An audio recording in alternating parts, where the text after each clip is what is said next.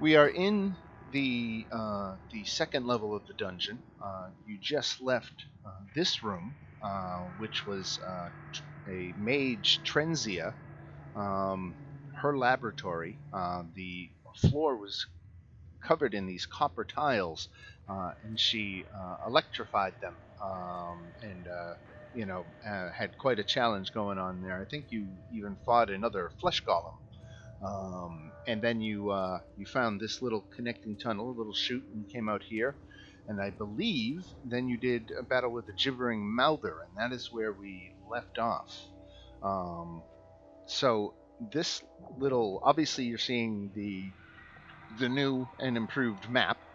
That actually has decorated rooms, so you don't have to rely on your imagination as much.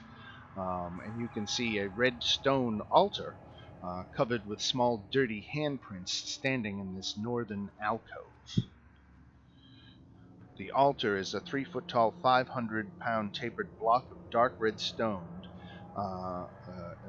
Freudian slip there, stone, engraved with dwarvish prayers to Dumathorn, the keeper of secrets under the mountain. Greasy goblin handprints cover the altar, which you would think any dwarf would consider it a form of desecration.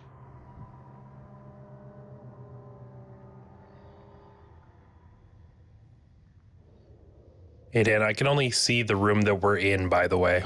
So anything we've explored? I don't know what happened there, why all the rooms reset, because the only thing I can think is when I was putting this new map on, I did expand the borders of the page. So maybe that triggered a reset of all the dynamic lighting. Is it showing as you explore around now? Let me make sure. Yeah, it is. Okay, so I can only guess that it was inadvertently reset. Geez, I'm not totally sure what to do about that.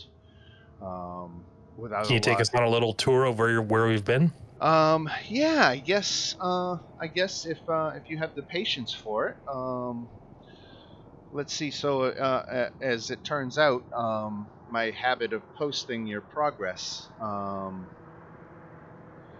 is still in the chat, where you can see how much of the dungeon should be revealed to you. The question is, where exactly are we on the map now? Oh, yes.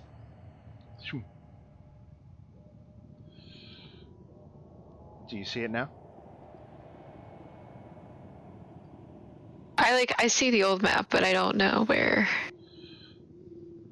Oh, no. I know where our characters are. I meant like on the old map that you have in the chat. I'm trying to figure out where exactly it is so I can just go through and re-explore everything. Okay, let me drop all your tokens on the same position, because I'm going to try something to move you all around as one unit. And I'll see if I can do this quickly without it getting too, like I said, tedious.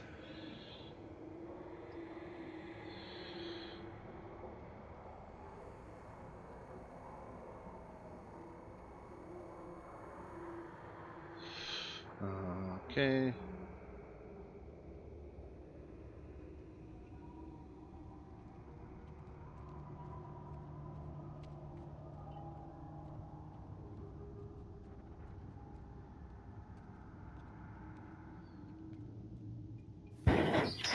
Is it filling in as I go for you?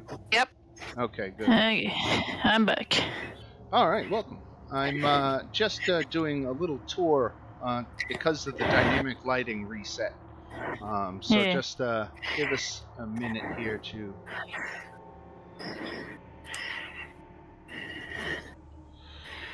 Okay, we go up here.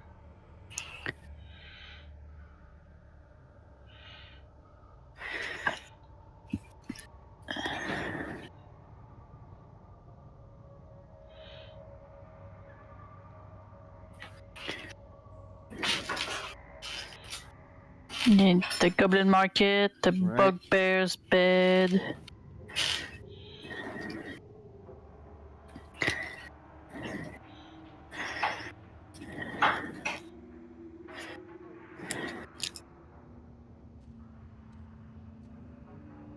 Alright, let me do this again. Let me re-grab you. Okay, we come over here. Come down here. I think we're getting close now. Yeah. Alright, you can see all the way down there. The jello room, bugbear somewhere up here. You can see how pretty these rooms look. Yeah, it has pink. Right. Oops. Skip a few things.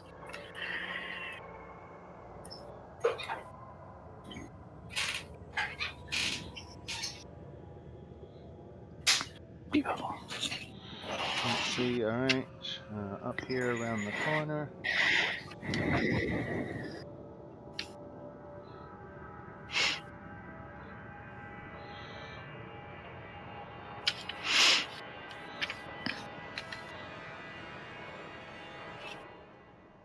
Alright, how's that looking now? Does that look more or less like what I've got posted in chat now? Yeah, looks like. Yeah. Alright.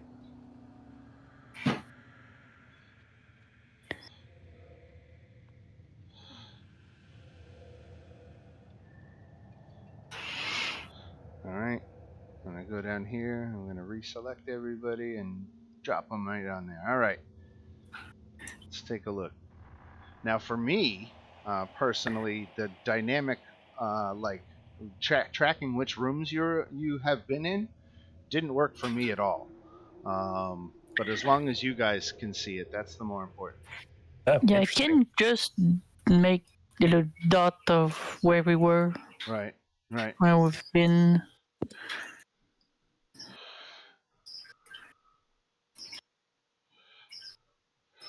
All right. So with that little bit of accounting done, you should have a better idea of how you want to proceed. What's your current goal? Are you still looking for the guys that Hallett was looking for revenge against? Hallett is dead. Yeah, he left because we killed 2 of them, right? Right. He got 2 out of the 3, and then when he got his holy symbol back, he kind of let the 3rd one go. Yeah. I mean, yeah, I personally don't feel like we need to follow that up. I feel like, he's at peace, so why bother him? Got it. All right. Exactly. So in that case, your goal is just exploration. So you can start moving your tokens. They'll try to keep up and let you know when you get into interesting things. I'm a little hampered because I can't see where you have and haven't been. Hopefully I do as it goes forward. But yeah, I'm gonna send Flipper down there. Squeaky squeak, squeaky squeak. Tunnel. Through the little tunnel, right? Have to zoom out. Whoops. Nope. Down here, Floofer sees an 8-foot-high wall of hobgoblin skeletons in rusty armor. It's got a 2-foot gap between the top of the wall and the ceiling. Oh yeah, the trap for the rare rats. We were supposed to get a key from them and give them to the drow dude for 10 gold. Do we want to do that or just continue exploring the dug up tunnel?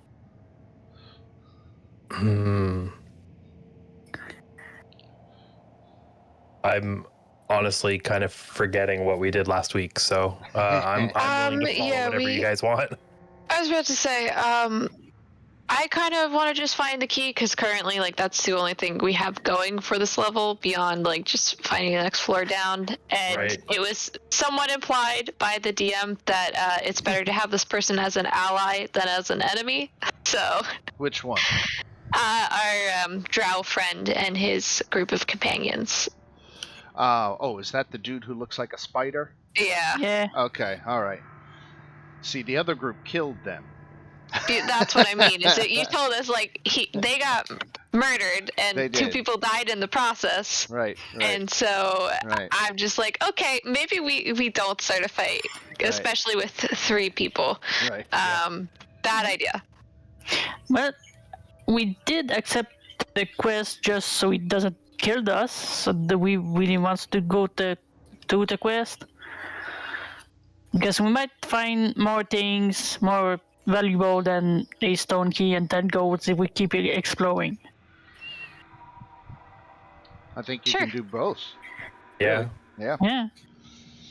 So the question is, so you've got a tunnel. The immediate question is, you got a tunnel right here forward, or you got this wall of skeletons and armor and other crap. That was on the south here? The south, right. Okay. Yeah, that's gonna be the alarm for the rats. I said that we go around. See I don't that really door want to touch here? that. Maybe that door would lead to them. Yeah, you haven't opened that door, right? Yeah. Oh, yeah, okay. Yeah, I mean, that can't hurt to explore. Sure, works for me. All right, I'll just... So there's only 3 of us today? I'll do Orla and Sloth, because they're pretty important. Yeah, I will make a very quick perception check to see if there is, like, anything I can hear behind the door. All right. Not bad.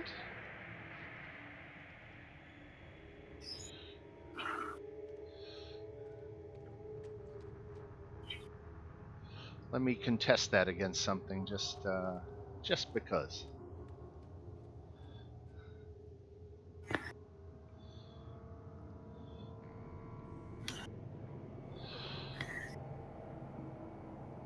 I gotta whisper it so you don't see it. Okay.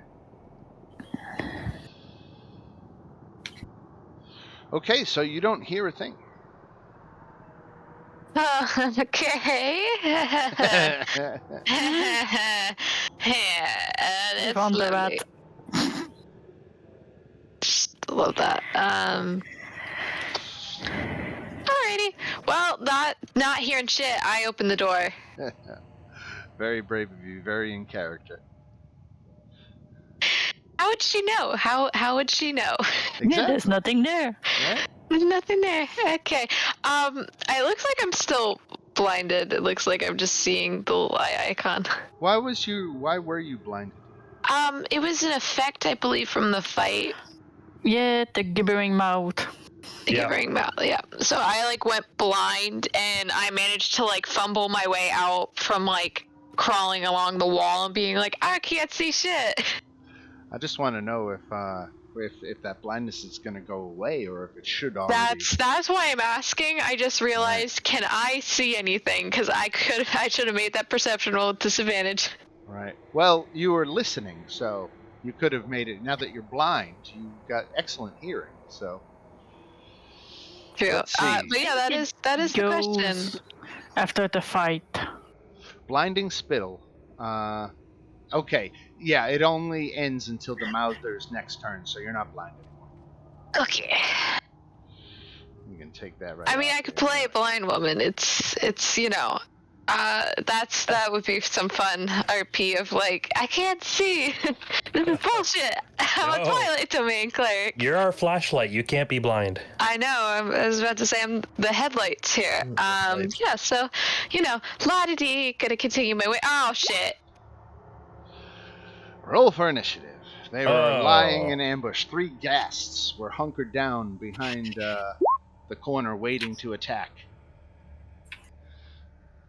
I will say, I did, as I was starting to go down the hallway, see one of the tokens, and I'm like, you know what, she don't know, it's okay.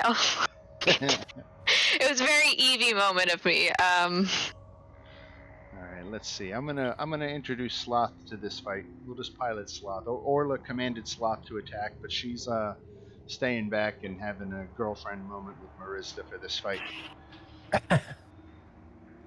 I think with Sloth and 3 of you, you should be able to take down 3 ghasts fairly easily.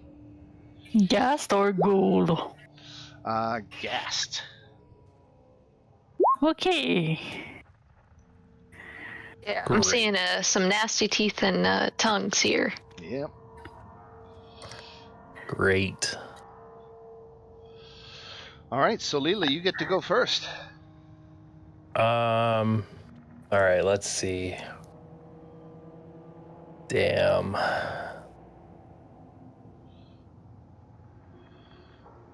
What do I want to do here? I'm just reading a spell real quick. Okay.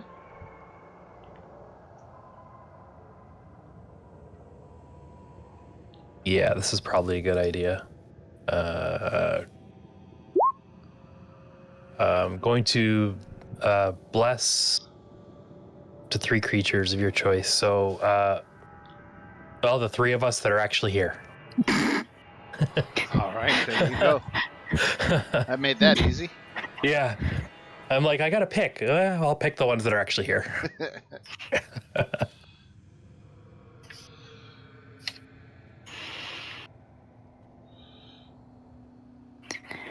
And yeah, I guess that's my action. All right.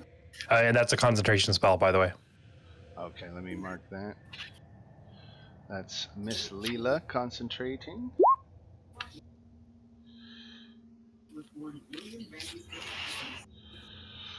All right, and the ghast is gonna go. It's this guy back here. 1, 2, 3, 4, and Nadako. Yes. Claws. Ooh. Oh, you couldn't see that. I'm sorry you couldn't see it because now you have to take my word for it that he rolled a 24. Oh. How much damage? So let me fix it so you'll see my rolls from now on.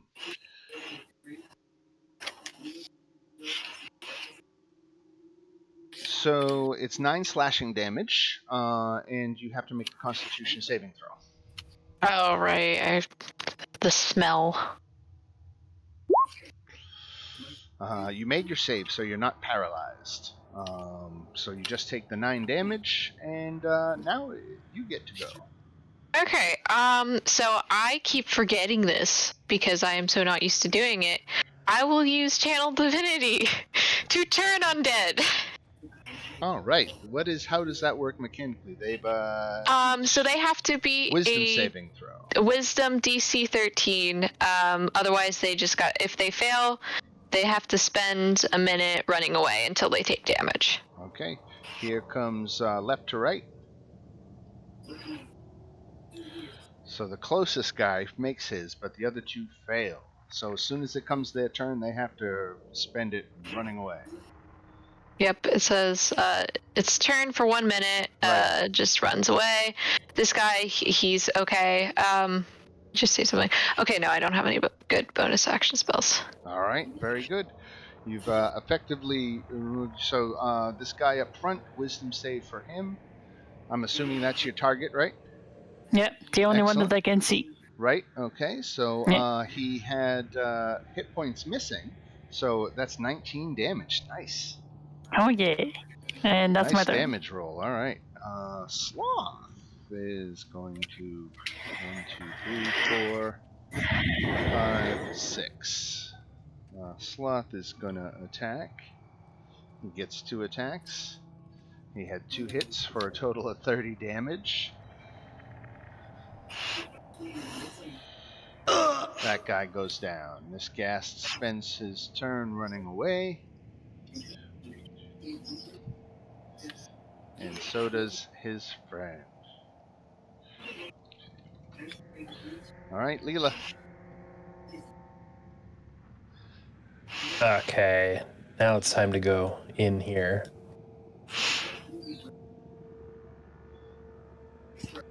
Oh, they're way back there. Yep. They're running.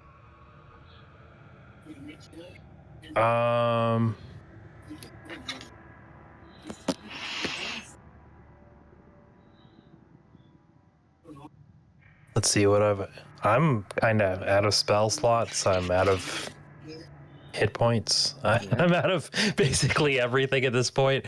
Yeah, we need to rest. I don't see any real point in pursuing or dashing. So I'm just gonna end my turn there. All right. I'll ready a greatsword if for whatever reason they come within melee range.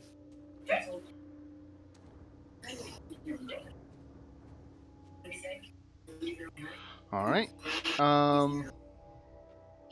This ghast is removed. Nadako, you're gonna let him go. You're gonna chase him down. For right now, I will just heal myself because I am at 7 hit points. You did look a little low. Yes. So I will just cast a Cure Wounds on myself really fast. Cure Wounds. Yep. And then if we need to, I do have as a ritual Lehman's tiny hut, so we've got a safe place to chill out. All right. Nice. For a long rest. Mr. Wizard. I'm gonna come here. They're over there. I'm gonna go toe-to-dead on this one. All right. Wisdom saving throw. He made it. So that's Nothing happened. No damage. Okay. So that doesn't, since he didn't take any damage, he's still turned. So there was that. Now, Nadako, we're going to put you in charge of Sloth, seeing as Orla's around the corner. Do you think Sloth should chase these guys down, or should Sloth stand back here with you? I mean, Sloth is just a killing machine, so I think Sloth would just go straight for him. Sloth is carrying the party at the moment. Yeah, so, he's our meat shield right now, so he's gonna go for it, you know. So he can only get that far on a movement, so that's not close enough to attack. Does he dash? Do we cheer him on to dash? Yeah, why not? Because then he can get opportunity attacks. All right. Yeah. So we'll put him right there. All right, very good. This ghast, again, has to spend its action running away, right? So as soon as, So as soon the as next minute until it gets damaged. It just got damaged for 19. So all right, then it stops. Around. Yeah. Right.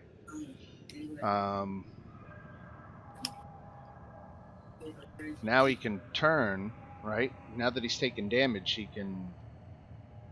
Yeah, it just says it has to, if it fails, it has to run for a minute, and that's all it can do is just like running. Right. But it says until it takes damage, so I assume that at that point it's like shocked out of its fear. Right.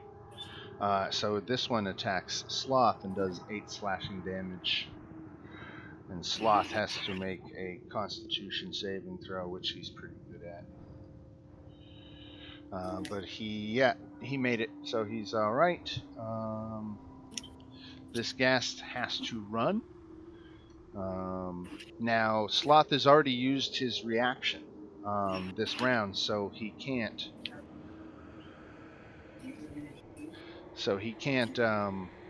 Attack again. So this ghast keeps going. Leela. Have we decided if we're going to pursue? I can't see the end of the hallway, so I don't know if they're blocked off. There's more of a hallway from what I can see. Like, here, it's like, it goes to here, and then it starts, like, going down.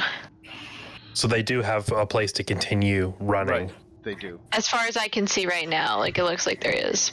Okay, I'm just going to ready a greatsword again and see what Sloth does and the rest of the party. Leela kind of just shrugs and is like, I don't know.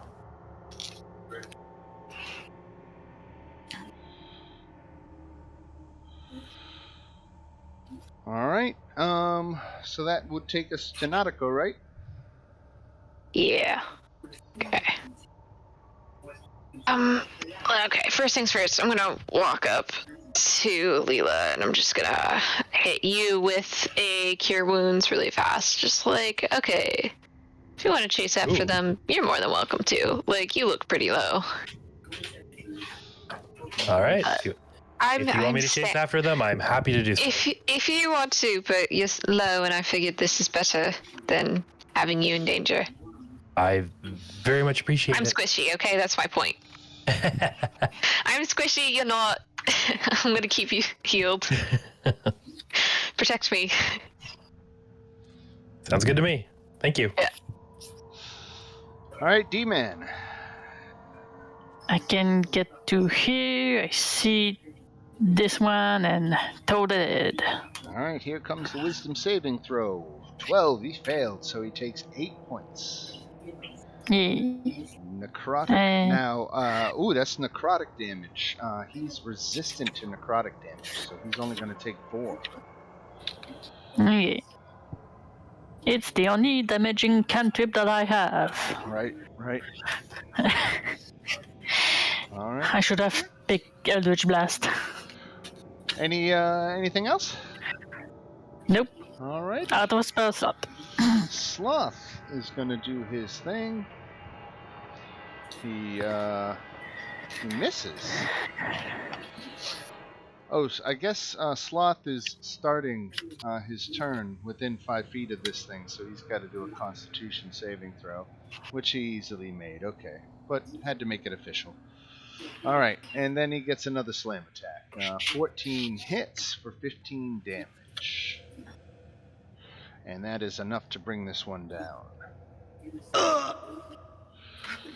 Sloth has movement still. 1, 2, 3, 4, 5. He gets up on this other ghast. And this other ghast is still turned and still running. But it's a new round, so Sloth has his opportunity attacks back. And he hits for 14 damage. So now it's not turned anymore. The ghast turns with its remaining movement and tries to claw him. Hits him. 22 points of damage to Sloth. And another saving throw for him real quick. A Constitution saving throw. Too bad Sloth doesn't get cards, so that's 2 crits in a row for me. I'm on a roll. What do you got, Leela? All right, in we go. Moving over here. Still too far away, so he's just getting a hand crossbow. All right, 14 hits for 5 piercing damage. He's not immune to that. Nautico. Here. I'll go to about here. That's like 15 feet. Okay. 45. Let me see if I have anything in range. Yes, I do. I'm gonna hit him with the Toll the Dead, and it's to this last ghast right here. All right, he got a 9 on his wisdom saving throw, so he takes 7 necrotic damage. All right, and if that's it for Nautico, we go to our wizard. Yeah. I can move here. I can see him. And again, the bells are gonna ring. All right. Ring-a-ding-ding made his saving throw, so nothing happens. But Sloth is about to put him away. Let's see. Sloth gets 2 swings. Hit, 25 damage. Ooh. He's not walking away from that. Nice job, Sloth. Right? Sloth is a much valued asset to the team. Like, I'm regretting giving him to you. I'm gonna, mental note, don't give the golem to the next party that comes through the dungeon. How did you get it anyway? Orla had a disguise kit, and so she could make herself look like. I remember how you actually acquired it. You found it. It was with a band of what's the word? I'm blanking on the word. The Undertakers, the gang. That's it.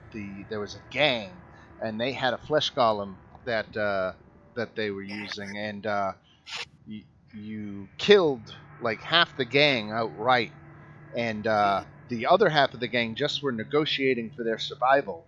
And you said, "Give us the golem," and they were like, Yeah. "Fine, just take it, just don't kill us." So they traded the golem for their lives. Hey, they were asking for 10 gold each. Yeah. I'm poor. So that's how the golem came to be in your possession.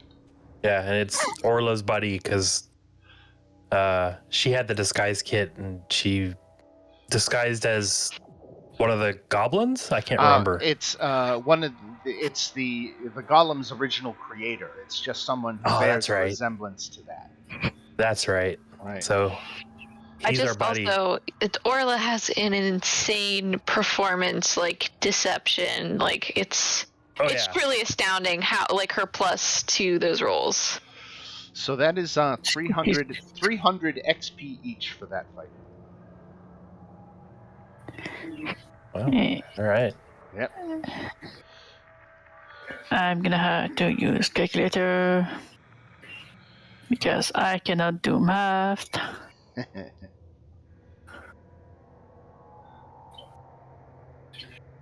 No, 950 plus 300.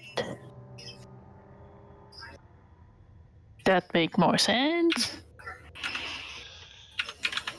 I'm at 11,725. Is that right for you guys? I'm at 2,230 because I just joined. Oh yeah, no, you should adjust it up to 11,725. I'm trying to do that right now. I always hit the wrong button. Character sheet.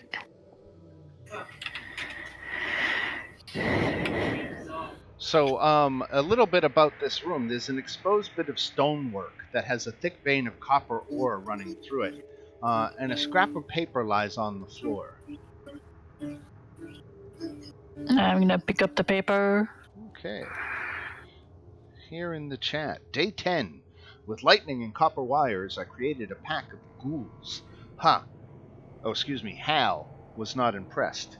He says I'm not ready for Dromercore and its arcane secrets, but I'll show him. His flesh golem has given me an idea for a trap more devious than any Hal could devise. Lightning, is there anything it can't do? That sounds like that lightning room we were in. It does. What is Dromercore? That is a word I have not heard before. Right. What is Dromercore? Dromercore, that's what it is, okay. Yeah. Dromercore, that sounds like a arcane word. Right? Yeah. Well, I understand it's yeah. I was about to say. Know anything? It's got to be some kind of mage academy or something that Hallister runs, something like that. He's always taken on apprentices, even to this day. Say my only guess is that it's some school of magic that I don't understand because I am a cleric and I didn't have to go to school for this shit. I just believe and it happens. The power of faith. So, it looks like if you move your tokens around the next corner, you'll see that it is sadly another dead end. So there wasn't a lot to explore down here, and you were looking for a possible path into this area, but unfortunately the tunnels don't connect. Maybe once upon a time this did, but there's now 30 feet of solid rock. Yeah, that thing collapsed a long time ago. 50 feet of solid rock to tunnel through. Okay. Yeah. So if this, I'm gonna collapse that. We haven't checked the door past this place. Can you If ping we it? go back up here, the alchemist place. Yeah, this room over here? Yeah, there was a door there. There was. You're right. I mean, okay, sure, why not? Let's explore.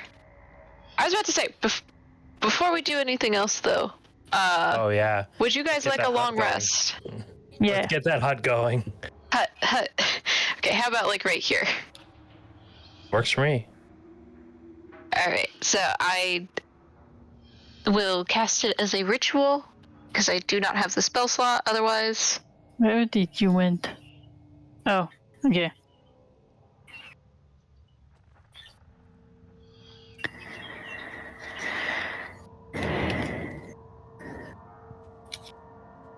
Little hut.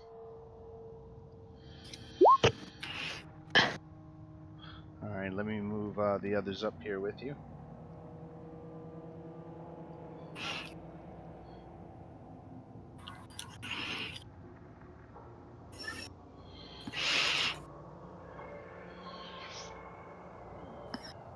Alright, and let's get a look at how long it's been. We've been on day 3 for the last 2 sessions, so I suppose we could long rest it up here into day 4. Works for me. Alright. Right. You guys can go ahead and do your full rest. I'm Great. going to mark it as day 4. So no, definitely not another long rest this session.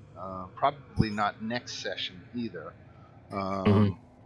But that's so far how it seems like the pattern that we've been going.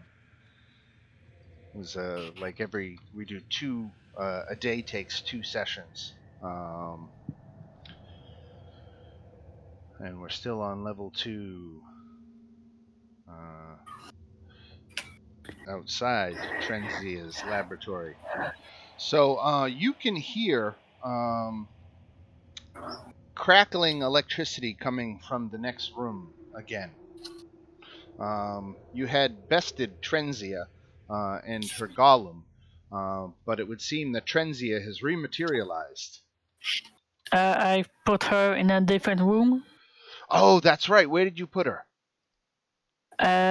In the flooded chamber next to the giant J cube. I forgot to move her. Let me do that. Yeah, that's why there's a text of skeleton not there. Right. Okay, that makes sense. Got it. All right. Copy. And so, right, skull is over here. Electric skull. Got it. Yeah, there's water on the floor next to a bunch of bugbear. All right. What could go wrong? So she'll no doubt try to make her way back here, but it could be a while before she gets through. Well, she can use Mage Hand to do any doors and anything like that. So it really wouldn't take her long to get, because she revives in an hour. And you're resting here for 8 hours. I think she probably knows the dungeon well enough, as she's spent some time down here, that she knows, precisely how to get back.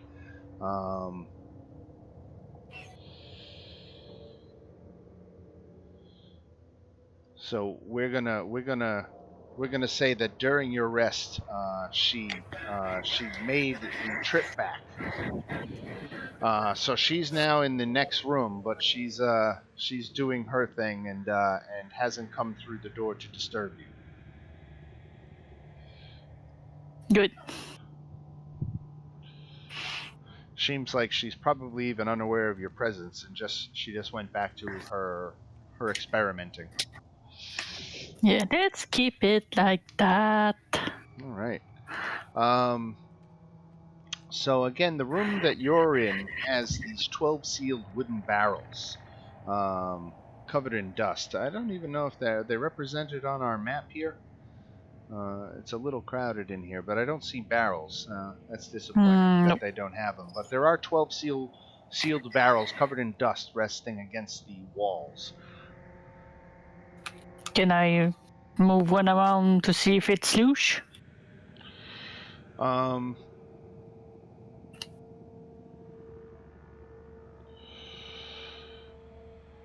Just give it a tap to see if it's empty or full. Roll a d12.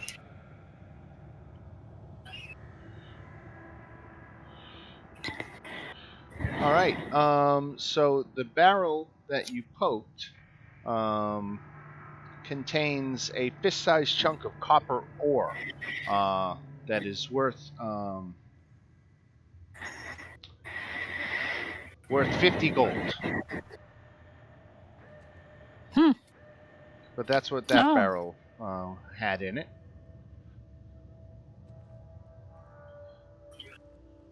Well, looks like the miner went out early and left some ores behind. All right. Yeah. Anyone want to carry those ore back?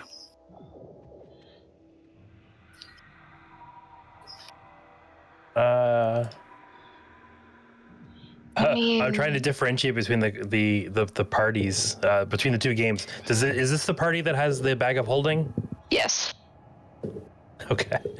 Yeah, I was about to say this is the one where like we were like magical item, and then it's like bag of holding. Bag of holding. Throw it in there. All right. Who has the bag? Is it Luis? I technically do because I had a wand, and then the player who did the bag left. So I was like, I don't really need my wand. Right. Got it. And it makes sense, you know. I left home, and you took a lot of home with you. Well, you know, I need to be able to take my shit with me because I don't have a house anymore. You know, I don't have a place to stay anymore. I'm homeless. Right. It's instead of a van, you have a bag of holding. Exactly. All right, so everybody's nice and well rested, huh? Yep. Good to go. You could go back if you want to kill Trenzia again. You could always go back into this room. No way. Unlimited XP. Right? She regenerates in an hour. It only takes an hour. It's pretty. I didn't know it was that quick. I thought it was going to be like 24 hours. Yeah. Bit of a hole in the plot there. Yeah. I'm gonna check the rest of the barrel to see if there's more ore in it. Sure. You can go ahead and now. Are you determined to check them all, or are you just happy with a couple of spot checks? I'm gonna check them all and ask the party to help. See, you pick this one, I check this one. Okay, so eventually you disturb one, and it causes 6 ghouls to burst forth and attack. So it's a good thing you didn't disturb them before the sleep, I guess. No kidding. Right? Yeah.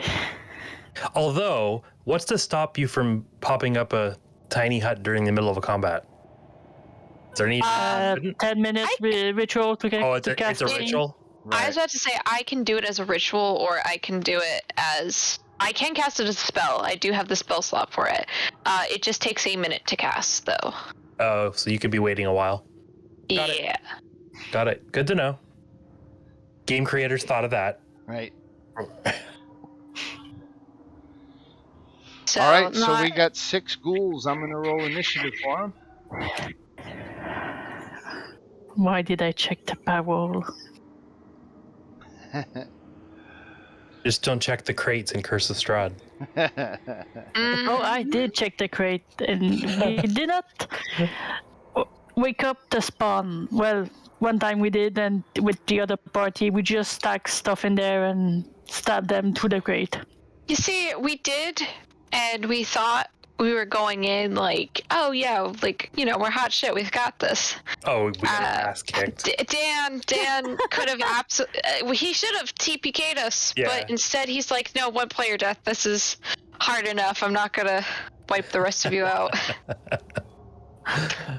Oh man. Yeah, ghouls are fun if you're a necromancer and you have at least 2 of them. They're not the strongest undead, but they are okay undead. All right, let's see. Who else do we have to roll initiative for?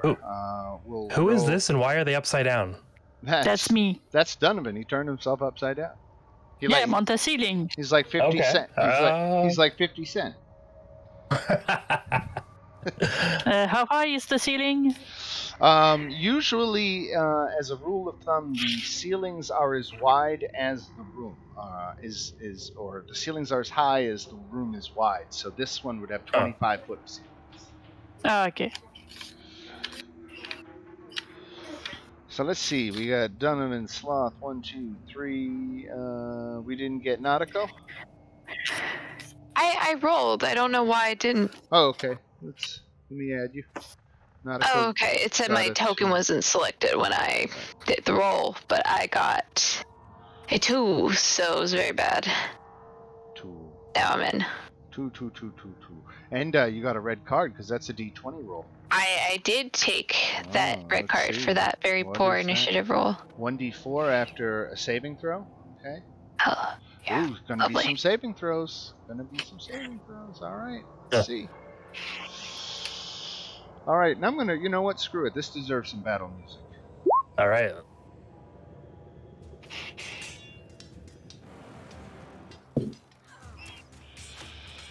All right. So this ghoul bursts forth from the barrel and is gonna go first. He's got a target to his left and his right. We're gonna do a D4. 1, 2 is Leela. 3, 4 is Donovan. I'm on the ceiling. Oh, that's right. You're on the ceiling. Yeah. That's why you're upside down. Got it. Yeah. I was mage handing the barrel stuff. Gotcha. All right. Now it makes sense. I thought you were just trying to be funny. Nah. It's like, no, he's upside down because he's upside down. I got it.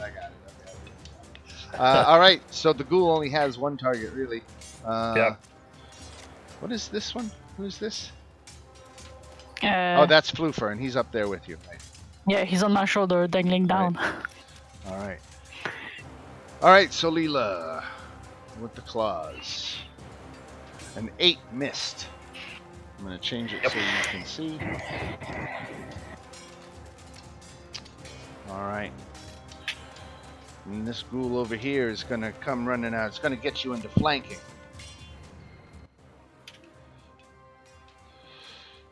So +2. So 23 hits for 8. Oh, yeah. And you must make a DC 10 con save. Woo. You're not concentrating anymore, are you? Nope. Not yet. Right. All right. So that's that ghoul's turn. This ghoul. Ghouls just want to have fun. Going up to Nautico. 6 misses. What? Going up on our sloth friend. He's going to take 8 damage. Leela, there you go. All right, I'm going back after the one that. No stench. Okay, I'm sorry. That's gas. Go ahead. Going after the one that hit me. All right. I'm gonna bonus action cast Hex.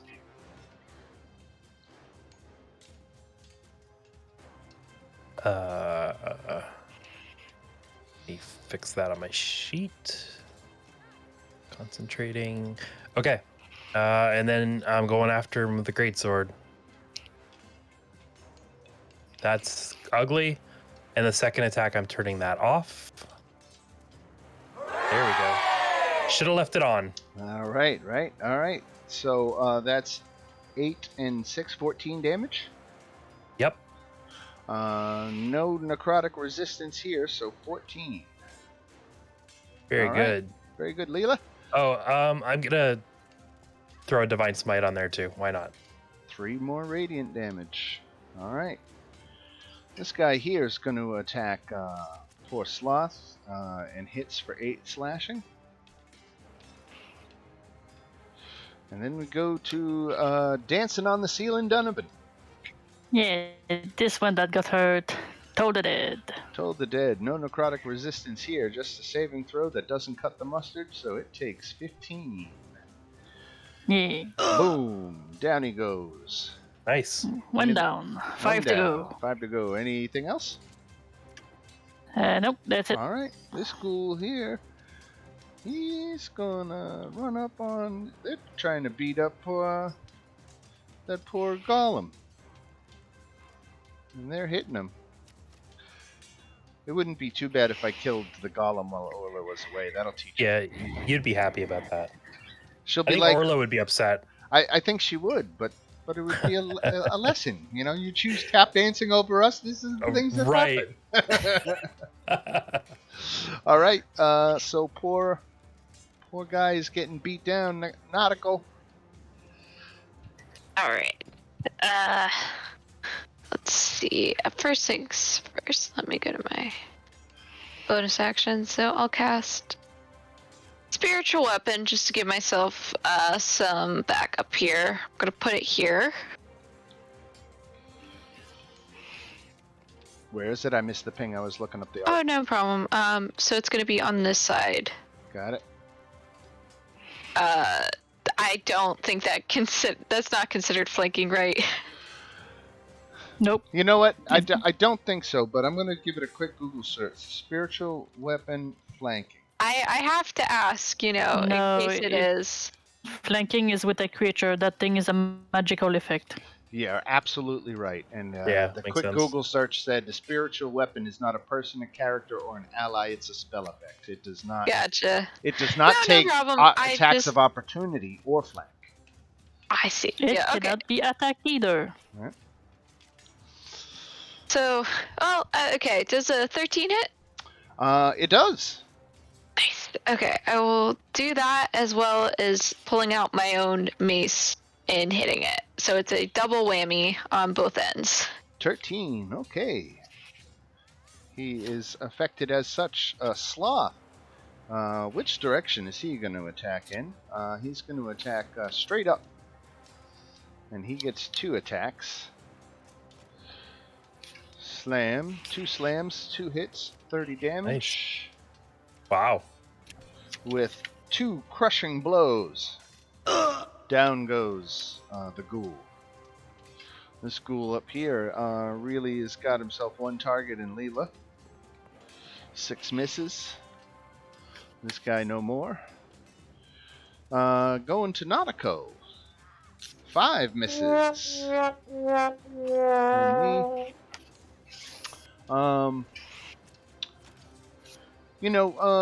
Let me ask you guys, just as a matter of opinion.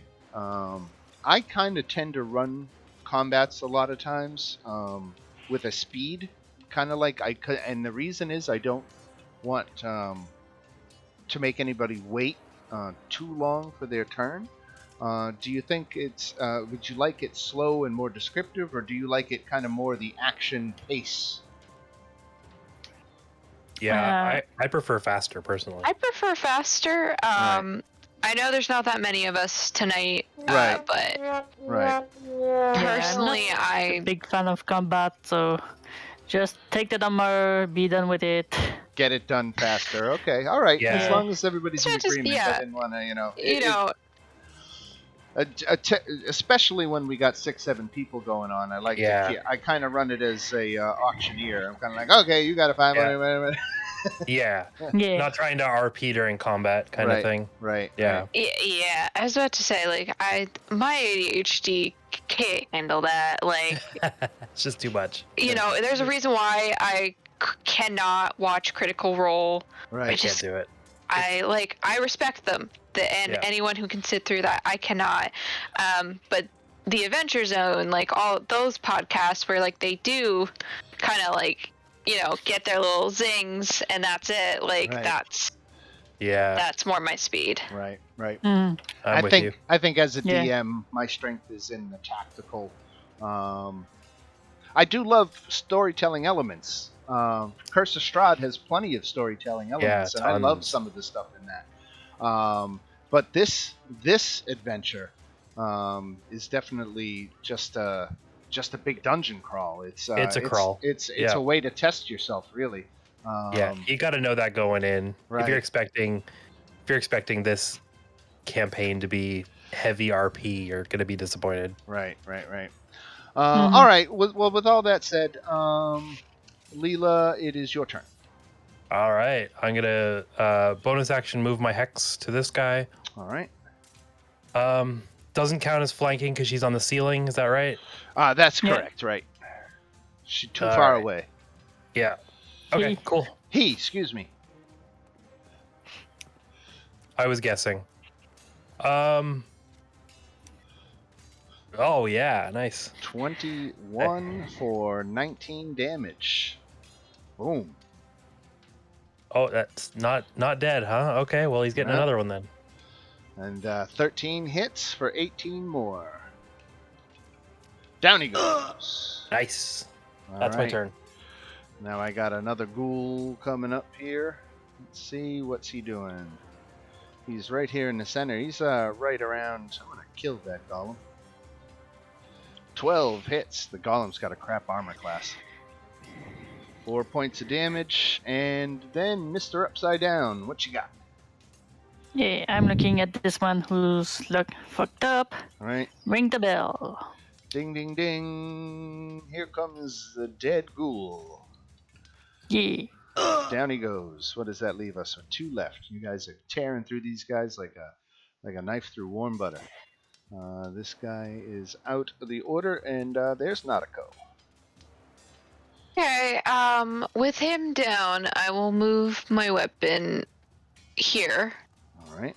And let me just... This is like an interesting thing, is that it keeps wanting to re-roll my spiritual weapon as a spell, but it's not...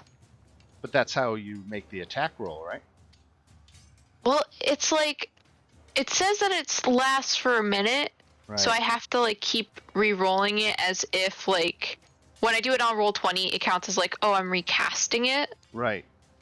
So it's like, oh, you used 2 second levels, and I'm like, no, No, I used the 1. Right. Okay, I I think gotcha, I found. Okay, so there we go. This way it stops it from doing that. Awesome. So that's the bonus action, and then yeah, I'm gonna hit it with my mace again. Hold on. Sorry. And there we go. Mace to the face. 4 points. And now everybody's favorite sloth. Is he going to go left or is he going to go right? He's going to go for the guy who's already hurt. And he's not that smart, but he's got a 6 intelligence. That's like animal intelligence. You can tell something's hurt. He hits but only 6 points of damage. That's disappointing. Let's do another one. It hits for 9 more. And then there was 1.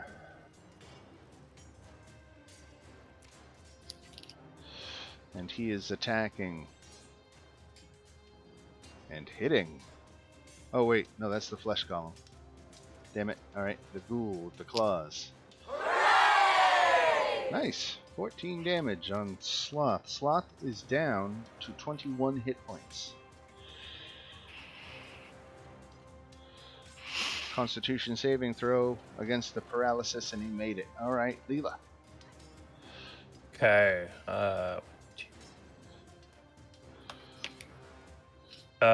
Bonus action Hex. 17 hits, 16 damage. And 12 hits for 21 more. Wow. So 16 and 21. Yep. It's 37, right? Yep. Down he goes. Nice. So the ghouls, these were Trenzia's ghouls hidden in these barrels. And so you've gone and killed them all. So let me give you this 1200 XP here. You know what? 300 each.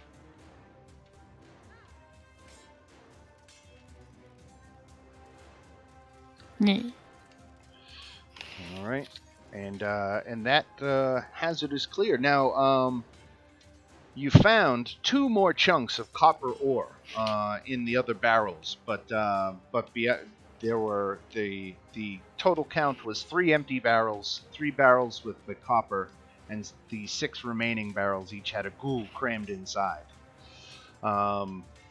There's also a hammock laden with blankets from anchors in the north wall, and the copper-plated door into Trenzia's laboratory. Yeah, Slots is looking a bit bad.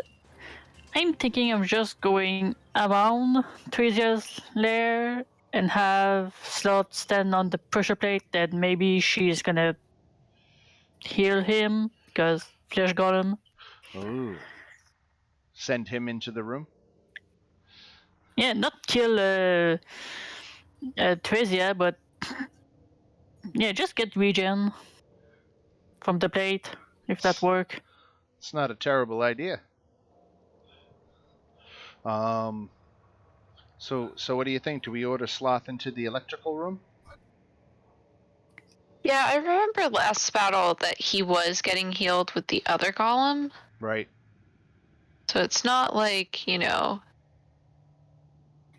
completely destroy him.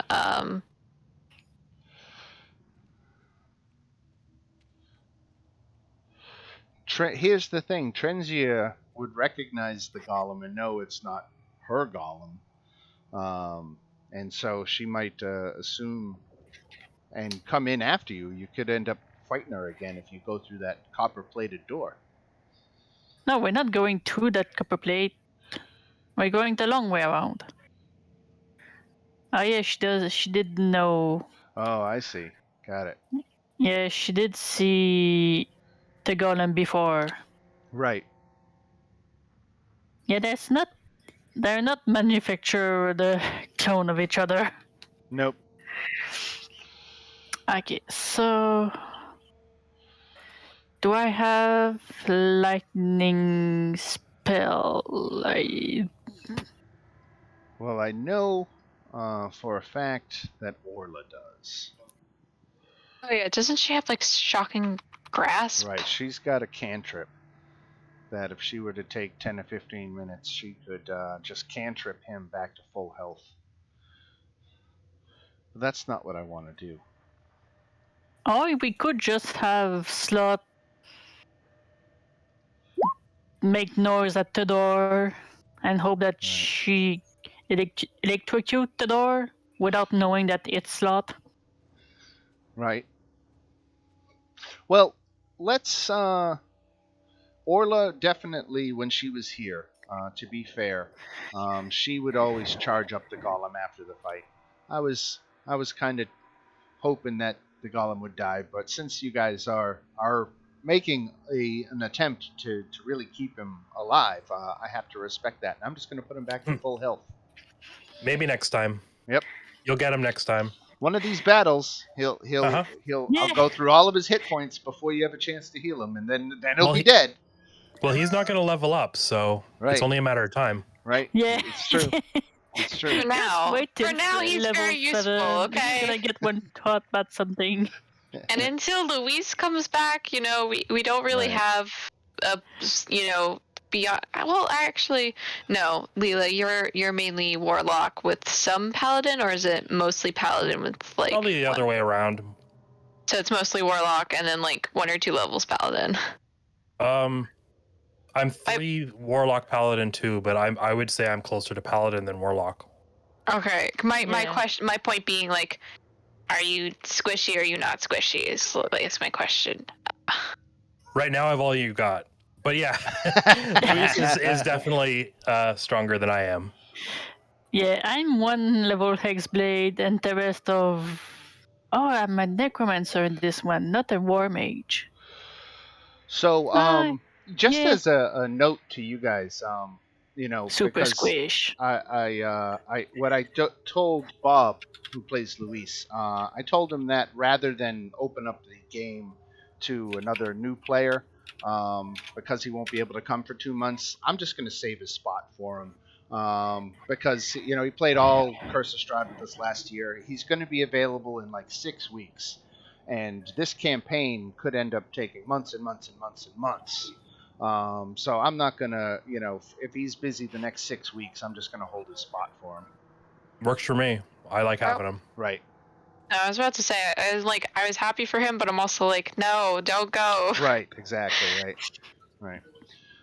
So yeah, I told him that don't worry, we'll see you when you're back in early April, and he might get the occasional Thursday where you can play. So if he can drop in, that's always good.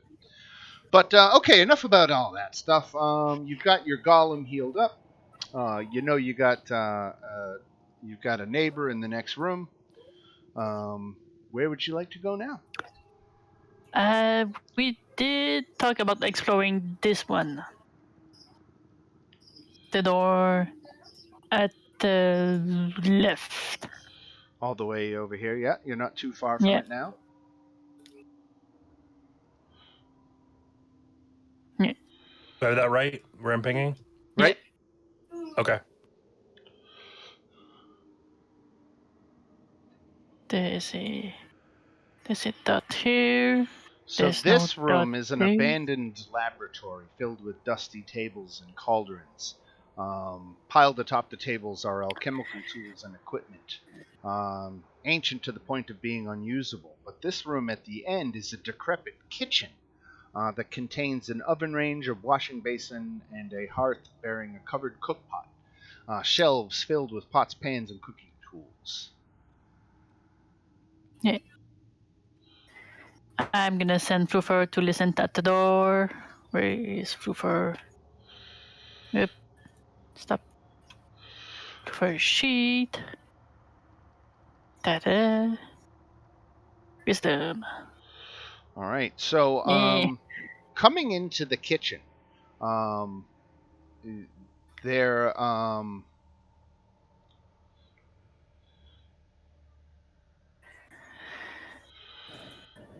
as soon as you come into the kitchen,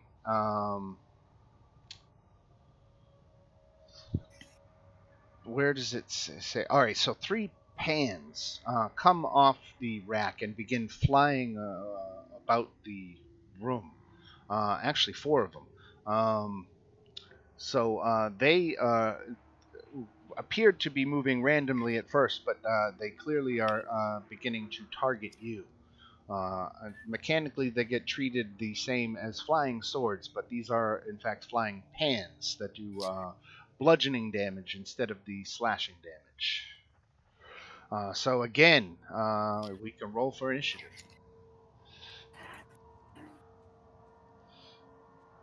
Some gas, some goo, some pan. Right? A little bit of everything.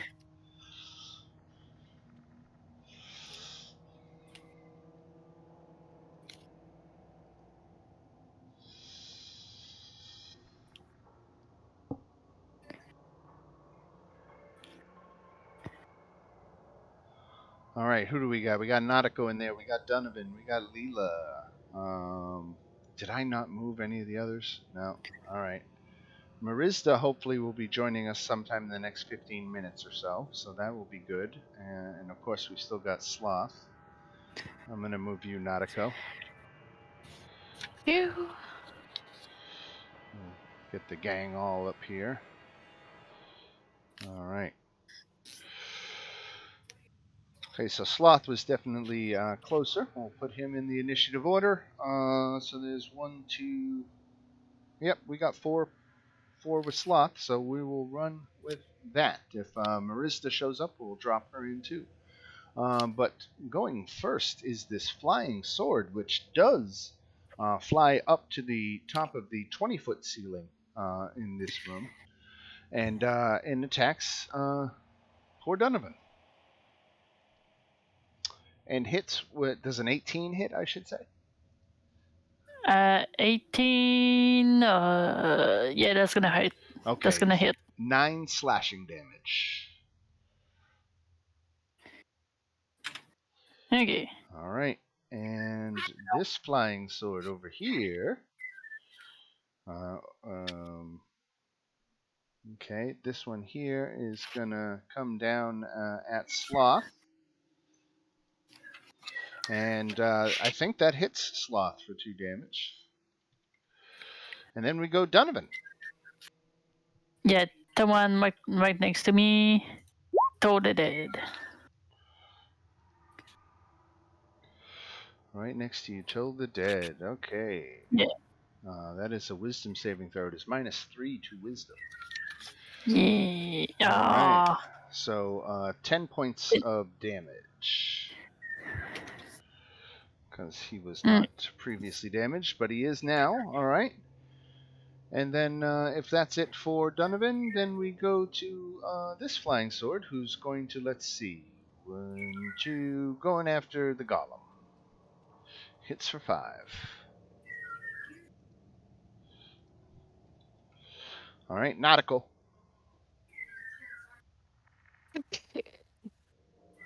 Definitely just gonna take a step forward. Cast spiritual weapon and so wait, it's the swords. I'll put it here for now.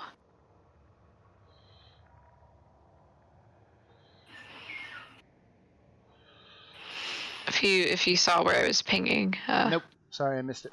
There it nope, is. totally fine. Got it. That's where I'll put my weapon. And I'll have it just say it attacks that for now. All right. So that was an 18. That definitely hits this flying sword. Actually, the flying swords, the flying pans, I should say, have remarkably good armor class. They're 17. So 18 just barely hits for 3 force damage. I've like walked 10 feet and then that's another. Sorry, I'm just looking at all my actual stuff. No. I always forget, like, I just have such a massive list of spells because of all those domain spells. Yeah. Which one did you pick? Twilight. So I have just, like, interesting, like, and also Madrow, so I have, like, a bunch of spells just on hand. Okay, I will go... I will go here, and that's, like, the remaining of my movement, and I will just also just give this a whack with my mace for right now. Not gonna wait this. Oh, well, that was fail. All right. And if that's it for Nautico, one of the covered pots in the room, the pot cover comes flying off and flipping across the room, and materializing from inside is a specter. Oh, that's not good. Right, Oh, and no. so he's got a fly speed of 50. So let's see where he's gonna go.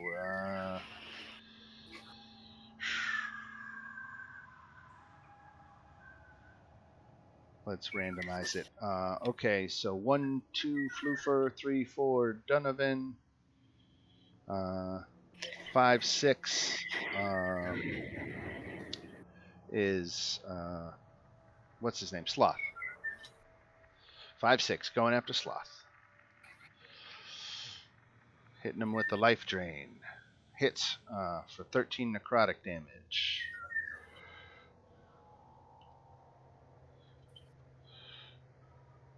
And then we go to Flying Sword.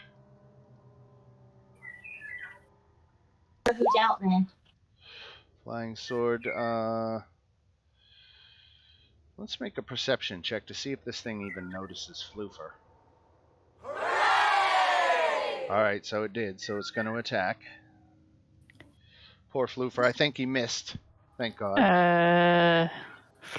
Yeah. Alright, and then we go to Leela. Okay. I'm gonna use my bonus action to hex the hand beside me. Alright. And then he's gonna get a greatsword. Okay, AC 13. miss. That's a miss. Okay. That's the a second miss. one is going to remove Great Weapon Master. And And that for misses. 15. Wow, really? Yeah. Okay. Yep. The tough buggers to nail down. So what do you think? Does Sloth attack the flying pans, or does he attack the specter? Spectre. All right. That's who hit him. Yeah, he has low intelligence. For them, Or flying training. pan does not compute. He didn't have 2 very good rolls at all. I believe he just missed. It was only armor class 12, but he rolled 11s. So cry and shame. Sloth missed. This specter here, or excuse me, flying pan, is going to attack Donovan and miss. Yeah. And then Flying Pan attacking. Sloth hits for 7. It's like, why bother? You're just going to recharge him at the end of the fight. Okay. Yeah, I'm gonna cast Mirror Image. Mirror Image. Okay, let's get you set up for Mirror Image. There are now 3 more copies of you. Mirror Imaged. All right. And Floofers is dodging. Okay, excellent. Okay, and I see that my buddy John is here joining us. Kawaka. Hey guys, sorry I'm late. No worries, man. You're approaching at a perfect time. We got a fight going on, and we could use you in there. Oh, a fight. Right. Yeah. All right, so I just put you in the initiative order. You got a couple of people going before your turn, but we'll drop you right into the action. All right, Okay. This hexed one is gonna go after Nautico. 7 misses. Nautico, your turn. Right, appreciate that, miss. Just gonna, see if my mace can do anything. And then Nada. I'm gonna have my spiritual weapon. So I will be hitting this here with the mace, and then this will be my spiritual weapon up here. And that's 2 misses. Yep. All right, Marista, what are you going to do to save the day? Oh, let me paint the picture. So you've come into a kitchen. What am I looking at here? You've come into a decrepit kitchen, and a specter emerged from inside a tiny pot. Now there are pots and pans flying around the room, attacking you. A sphincter in the room? Oh dear. Okay. A sphincter says what? Yeah, exactly. Okay. Exactly. So as we got one specter and a bunch of flying objects? Yep. Okay. All right, in that case, so let's see what we got to do here. I will. All right, I'll try to whip the specter. Yeah. First roll of the night. Welcome. Yeah, I'm off to a good start. Take a card. All right, this specter is going to attack the golem, and it's going to hit and do 15 necrotic damage. All right, Sloth is down to 51 hit points. The only way I'm going to kill him is if I get rid of all of his hit points during a fight. So let's see. This guy here, let's give him a perception check to see if he could. He can't even keep track of where Floofer is right now, so he's going to come finding a new target. And the closest one to him would be Donovan. So, sorry, Donovan. This one moved up on you. He's got flanking on you. And 10 still misses. Leela. All right, I'm going after the hexed one again. All right. Boom. 22 plus 6 is 28. Yeah. Down it goes. And then the second one, I'm going to move up, and the second one is on the specter. Okay. 10. 10 misses. All right. Sloth doing his thing. Going against the specter. He hits for 18 bludgeoning damage. But let's see. And his attacks count as magical, so they're all 18. Boom. Sloth with a big hit on the specter. Flying Sword over here gets to take a swipe at Donovan with a 9. That misses. Over here attacking Sloth. Bad set of rolls for me, but we've got the mirror image Donovan up on the ceiling. Ringing that Pan's bell. All right. Extra doink. Still, so he takes 18. Down he goes. clattering to the floor. And anything else? That's my turn. All right, very good. Flying sword over here is out of it, and we go to Nautico. All right. Definitely interesting. Just turn of events of just pots and pans flying at us. Right. I think I can still hit. I can still hit this one right here. Like the wall isn't blocking me, right? It gives it. Well, let me even see from your line of sight. No, you can see the whole token, so we're gonna give you no penalty. Okay. I will aim my spiritual weapon to attack the specter. Okay. Armor class 12. Hits. Down goes Frazier. And then this is my mace just trying to hit the pot. Now, interesting thing. Once you killed the specter, the flying pans all simultaneously clatter to the floor and are no longer animate. So, congratulations! You have now quelled this room, and it is no longer attacking you. I gotta take 3 off of this guy. Process kitchenware. Right.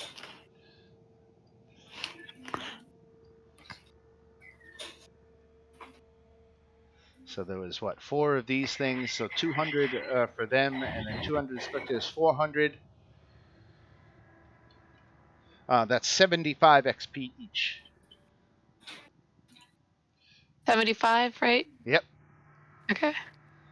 And the kitchen is now clear, and you've got a door in front of you.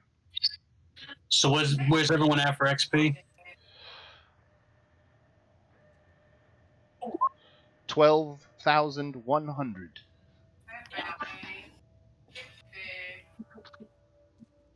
I don't know. Yeah. Right. Fluffer is gonna try to listen again. Because first time he got distracted by the pan. Right. All right. Yeah. So nothing but silence on the other side of the door. We already checked the place. Just a bunch of empty stuff. I'll open the door, and you can see into this last room. The door to this room bears a sign written in common. Calabash's room. Do not enter unless your name is Hallister. Okay, I'm gonna send Fluffer in. Squeaky squeak. If I look through his eyes, do I see anything? There's a dusty bed standing with its headboard against the north wall. At the foot of the bed rests a locked wooden chest. A desk in the southeast corner has stacks of musty old tomes atop it. An old rug woven with arcane symbols lies in the middle of the floor. Yeah, I'm gonna stand in front of the door and use Mage Hand on the chest. Do you see this token? What token? The one that I had here? No. Nope. And Okay. Fluffer just disappeared. Right. Oh, Fluffer disappeared. Okay. That's why I was confused. It was Fluffer. Yeah. Fluffer was standing on the exact same spot as something else, so I didn't notice it was Fluffer. I'm sorry. There we go. Great. There's 2 Fluffer. Only 1 Fluffer. All right. So, yeah, you've got these dusty old furnishings, a rug with arcane symbols, and that's what Fluffer was able to see. Yeah. I'm gonna Mage Hand the chest. See if I can open it. Okay.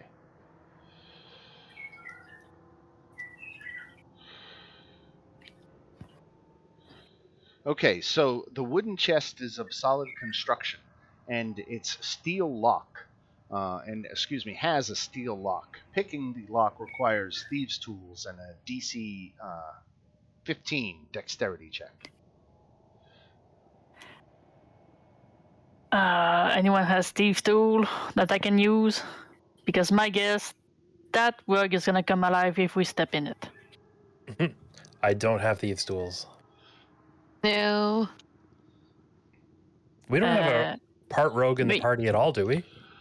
Wait, No. I can just tie a rope on the chest and drag it outside. Then we can bust it open with force. Sure. Yeah, I was about to say we can just have Sloth smash the lock. Okay. Yeah, and I have a crowbar. Let's get a round of perception checks. You got it. Oh no. I think I know what this is. Perception on a wizard. Because some things tell me that All this right. is a rug of smothering. Well, beneath the rug, painted on the stone floor, is a 10-foot diameter summoning circle that has been partially erased. Okay, good. Yeah, let's not redo all that thing.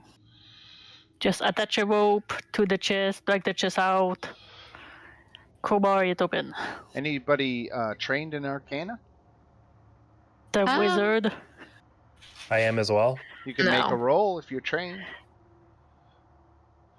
All right. The summoning circle, 3 of its activation glyphs have been erased.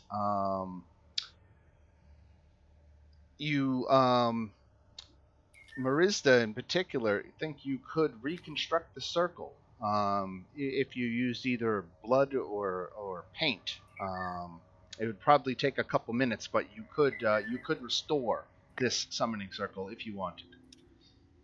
What does it summon? What do you think? Should I? No. It's a custom. You don't. It doesn't. It's not clear what it does or doesn't do. Right. So it's Pandora's box. Should I not? We're not sure if it's summon a friendly or an hostile. Do we really want to know just for the sake of knowing, or that thing might try to kill us? That is fundamentally the question, right? Yeah, do we want to know? Yeah, in a dungeon made by a Mad Mage with all sorts of monsters in it. Right. Yeah, we just saw a ghast, ghoul, specter, flying pan. You know, how could this be a bad idea? You know, like what could possibly go wrong? Oh boy. Alright, maybe I should just leave it done. You know, maybe we could just get the chest first. Then, if you want to summon whatever that thing is, we summon, and if we don't like it, close the door, run away. Right.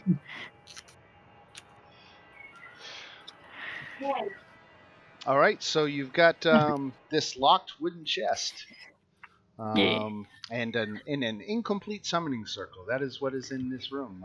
What would you like to do with either, if anything? Maybe you just want to leave it all behind and keep on exploring.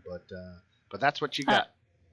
I'm using Mage Hand to tie a rope around the chest and drag it outside.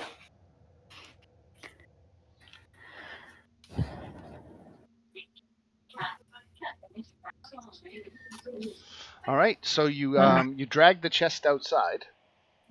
Yeah. It's still got its lock. I'm gonna hand a crowbar to Sloth, so we can pry it open. All right, Sloth comes over and tries to do it. This is fantastic. So he tries to break and smash the lock, and the mechanism releases a bolt of lightning that hits him for 12 points of damage. But of course, lightning heals him, so he is healed for 12 points of damage. And so he eventually gets the chest open. And it is empty except for a note in common. I'm gonna check the note. Retirement fund. Don't spend this all on ale, Calabash. Does the name Calabash rings a bell for me? Or to anyone? No. Just could be reference to usually the human or humanoid denizens of these dungeons. A lot of them could be his apprentices, so it might be Calabash may to be one of his apprentices. That seems to be a theme on this level. I'm gonna have Slot close the chest and reopen it. See if there's another lightning bolt. No. Once he got it open, once he busted the lock, it stopped. Okay. But of course, Orla just comes over with her cantrip and just charges him up like it was nothing. So he's fully healed again. All right. You'll get him eventually. Eventually, it'll be a sweet victory when I do. Mm-hmm. If only it wasn't lightning in that chest, you know? I know. That's why the second Donovan said, "I'm sending in Sloth," I was like, "God damn it!"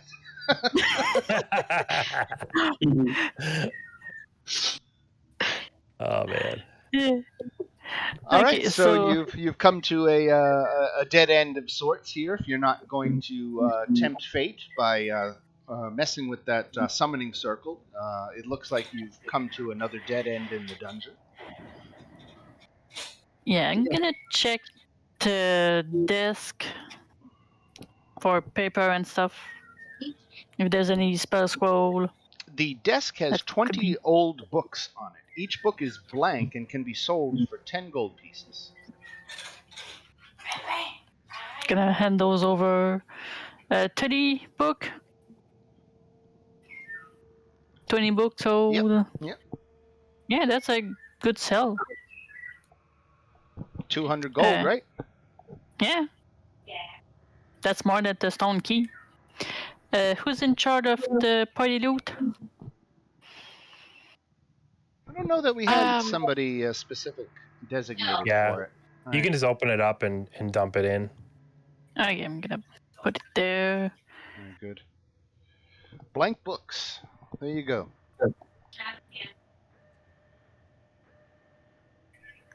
Cool. All right, let me refill my cup here. I'm going to be right back in 20 seconds, and we'll start exploring the other parts of the dungeon. BRB. Yep.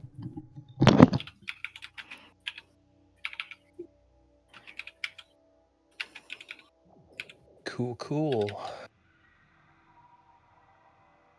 Where do you want to go, guys? Anywhere in particular? I'm looking for the third floor. Or checking the rest of the dungeon. I am typing 3 copper or worth 150 GP total. We're gonna have quite a thing to sell. Let me see. The part that we haven't explored, the north part of here. I was thinking there as well. I saw that. Yeah. Because that's the market. We've already explored this part. It's the bugbear and drow. South is blocked with a thingy. Mhm. Those dug up tunnel, I'm thinking there's gonna be giant bugs in there. So north is, yeah, we're there. So makes sense. Alrighty, here I am. I'm going to see if this looks like it's okay. The fill is working a little bit for me again. I still don't have the entirety of what you explored marked off on my map, but at least it's working going forward. Okay, good. So we're going up. Up that way, okay. Yeah. Why not? All right. So, And I'm gonna send Floofer to some reconnaissance. okay. On the door. Right, just the door. Yeah, I think that's the staircase. Yeah, that's the staircase. Yeah, that goes back up to level 1. Yeah, I'm gonna wait for the party to join up. All right. And I'm gonna have Floofer listen at the door. Are you up here? Yeah, I'm up here. Yep. Okay. get back up there. So again, 1, 2, 12. All right. So there is some noise coming from inside. There's sounds of movement and clinking of like glass. That could be more goblins. We could knock. Big goblin. So, can I tell if it's goblin, right? You're not hearing goblin, no. It's not goblin. Well, there's glass I will clinking. just also say, is it elvish or undercommon? Well, you're not even necessarily hearing voices, but you're hearing activity, and it sounds, like things being shuffled about and the clinking of glass. Might be a goblin workshop. Should we knock? Sounds like a party. Yeah. Yeah. Yeah, sure. All right.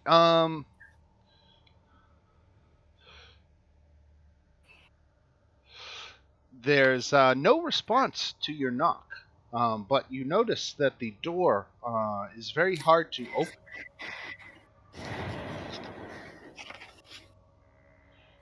Has the noise stop? Nope, it is ongoing. Yeah. We are right next to the bazaar. I'm just gonna get a small walk to the Goblin Bazaar and ask one, what's that room next to the staircase? What's the noise in there? So close to the Goblin Bazaar, one of the Goblin guards can tell you what's in there. He's been in there, and he says, "Yeah, that door. There's a life-size puppet of the Mad Mage. It's a stupid thing, but we usually just steer clear of it. Does it do anything, or it's just dancing there? We just keep our distance from it. Who knows when the Mad Mage is involved, what it could do." Oh, okay. Well, thanks for the info. I'm gonna walk back, relay that info to the rest of the party. It's a giant puppet. So who's curious? Apparently, there's just one. I mean, that sounds interesting, but why do they avoid it? Because it's big, dumb, and they're goblins. They're scared of just about anything. Yeah, true enough. Okay, I see you have a thing against goblins. So if you want to push open this door, it's going to take a 15 athletics check. Oh, I don't know if I have the strength. I'm a squishy wizard. If that thing... You could always have someone help and roll with advantage. I mean, actually, you know what? My athletics aren't that bad. I'm gonna give you the crowbar. That should give you advantage. Right. Alrighty, I'm curious.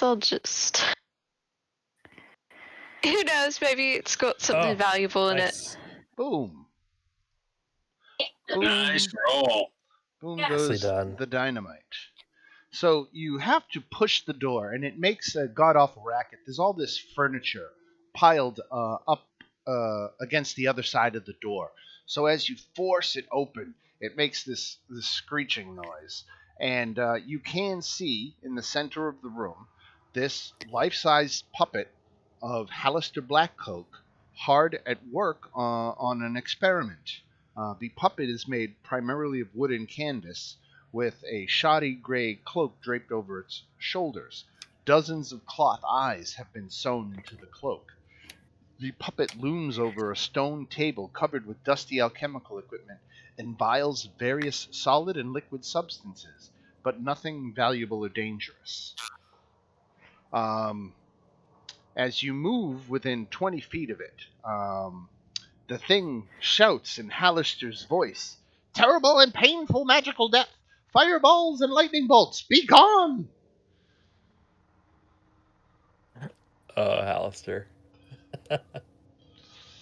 Is that directed towards us? Yes. I think we're the only one here to Right. talk to. Well, you know what? I don't know if it's just crazy or not. Yeah, it's hard to tell at this point with this guy. Hello? Yep. Okay, good. Oh, got it. Then talk. Yeah, no, he ignores you. He just to be gone, or terrible and painful magical death befalls you. What are you doing here?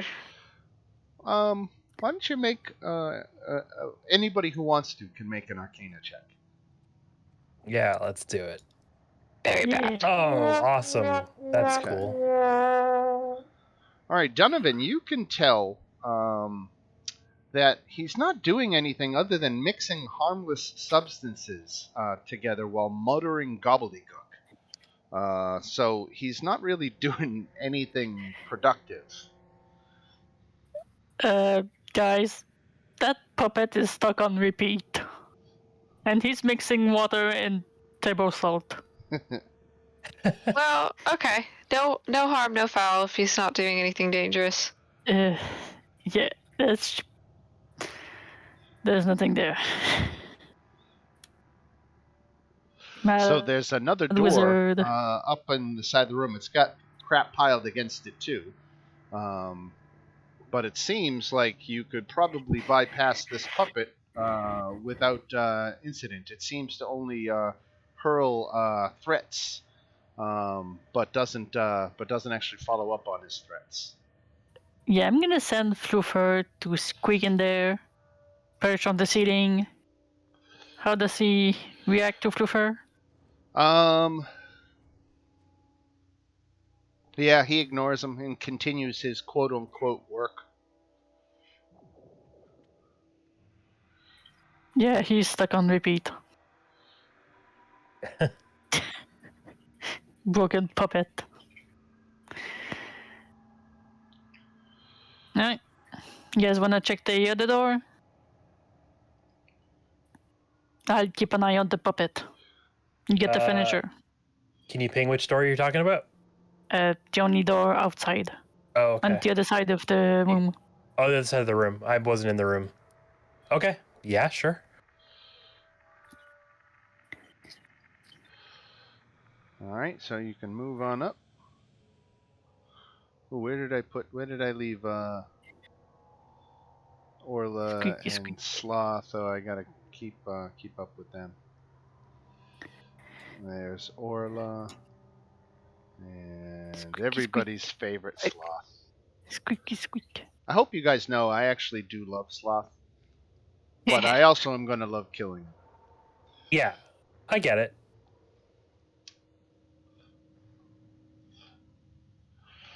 Okay, so it looks like there's a door, and then there's a hallways. Well, Right. two. There's one really long one, and then there's there and there. It looks like it breaks off at two different places. Squeaky, squeaky, squeak. Yeah, just down the long hallways. Squeaky, squeaky, squeaky, squeak. Squeaky. Squeaky, squeak. Yes. What do you see down there? Let me give you a Squeak, quick. squeak, You squeak, see squeak, a harpsichord in the middle of that room, made entirely of bones, with human, dwarf, ogre, and halfling finger bones for keys, and somber music emanates from it. Carved into the north wall is a single measure of musical notes. They are faded and difficult to read. That is way down here. He had Floofer do some reconnaissance down the long hallway, so that's what he's seeing down here. I'm gonna relay that to the party. That sounds interesting. Either that or a long corridor and a door. Who wants to look at the piano? I'd kind of like to check out this door because it's on the way. Right? I'm gonna listen at the door. All is quiet.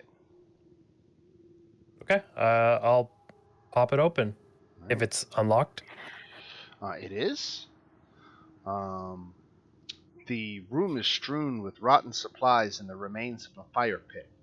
3 bugbear corpses and an intellect devourer's body are heaped in the northeast corner.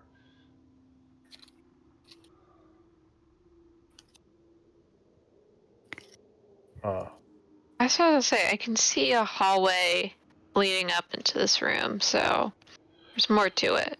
So the okay. bodies are right here in the northeast corner. There's a long. Okay, so it looks like. So this other hallway looks like it connects to Yeah, they do. Right. the door. And that's a dead end at the end. Right. Or the wall is just not there.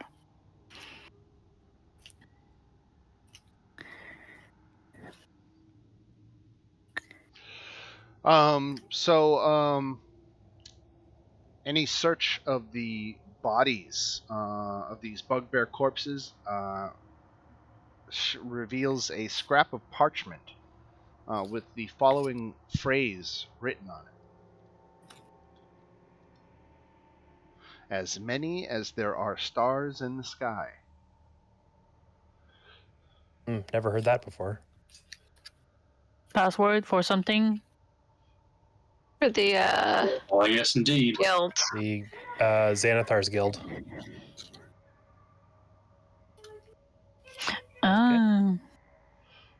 Okay. Yeah. Up here, is it the wall doing or just the dynamite lighting stopping? There is on every one of the maps for Dungeon of the Mad Mage, they always give out little space so you can build your own side maps. So you will find some of the dungeons have these exit ramps, but they don't go anywhere, and that's one of them. Okay. So imaginary wall. Right. So it's you can. So I'm sorry. They give you the possibility to make even more map. Yes.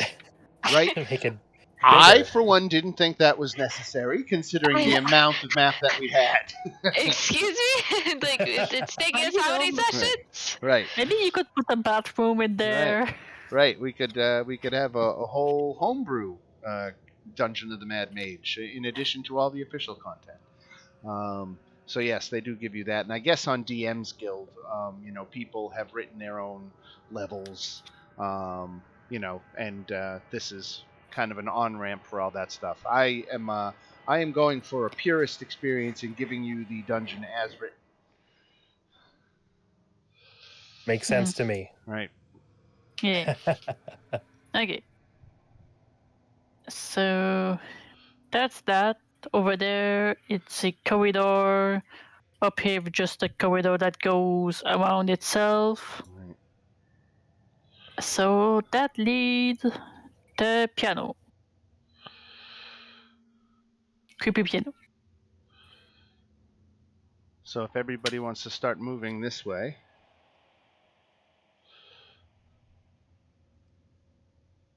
Yep. Yes, and Lufer in.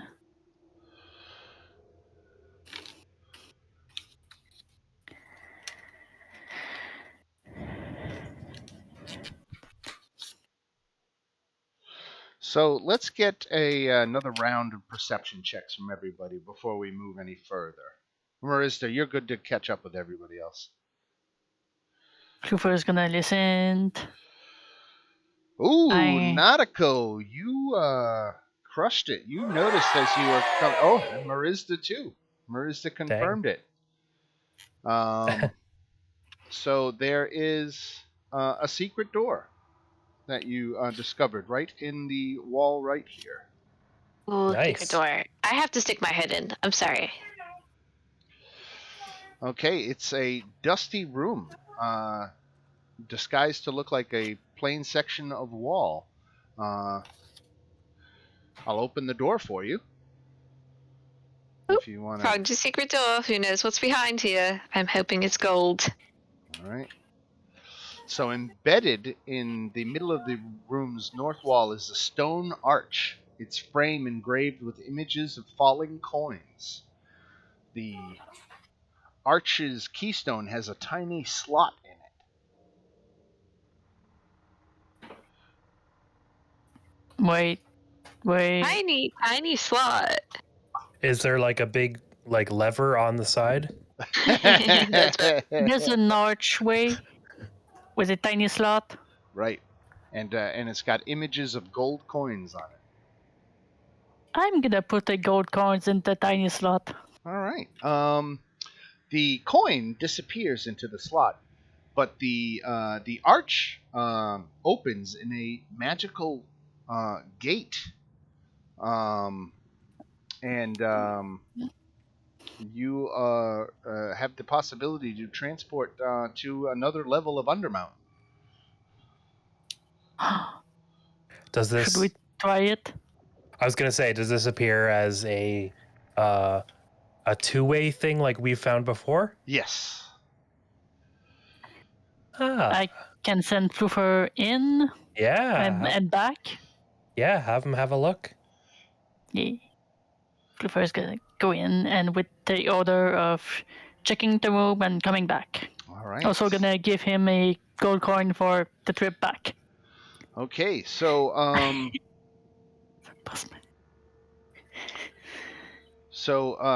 Floofer's passing through the gate triggers an elder rune.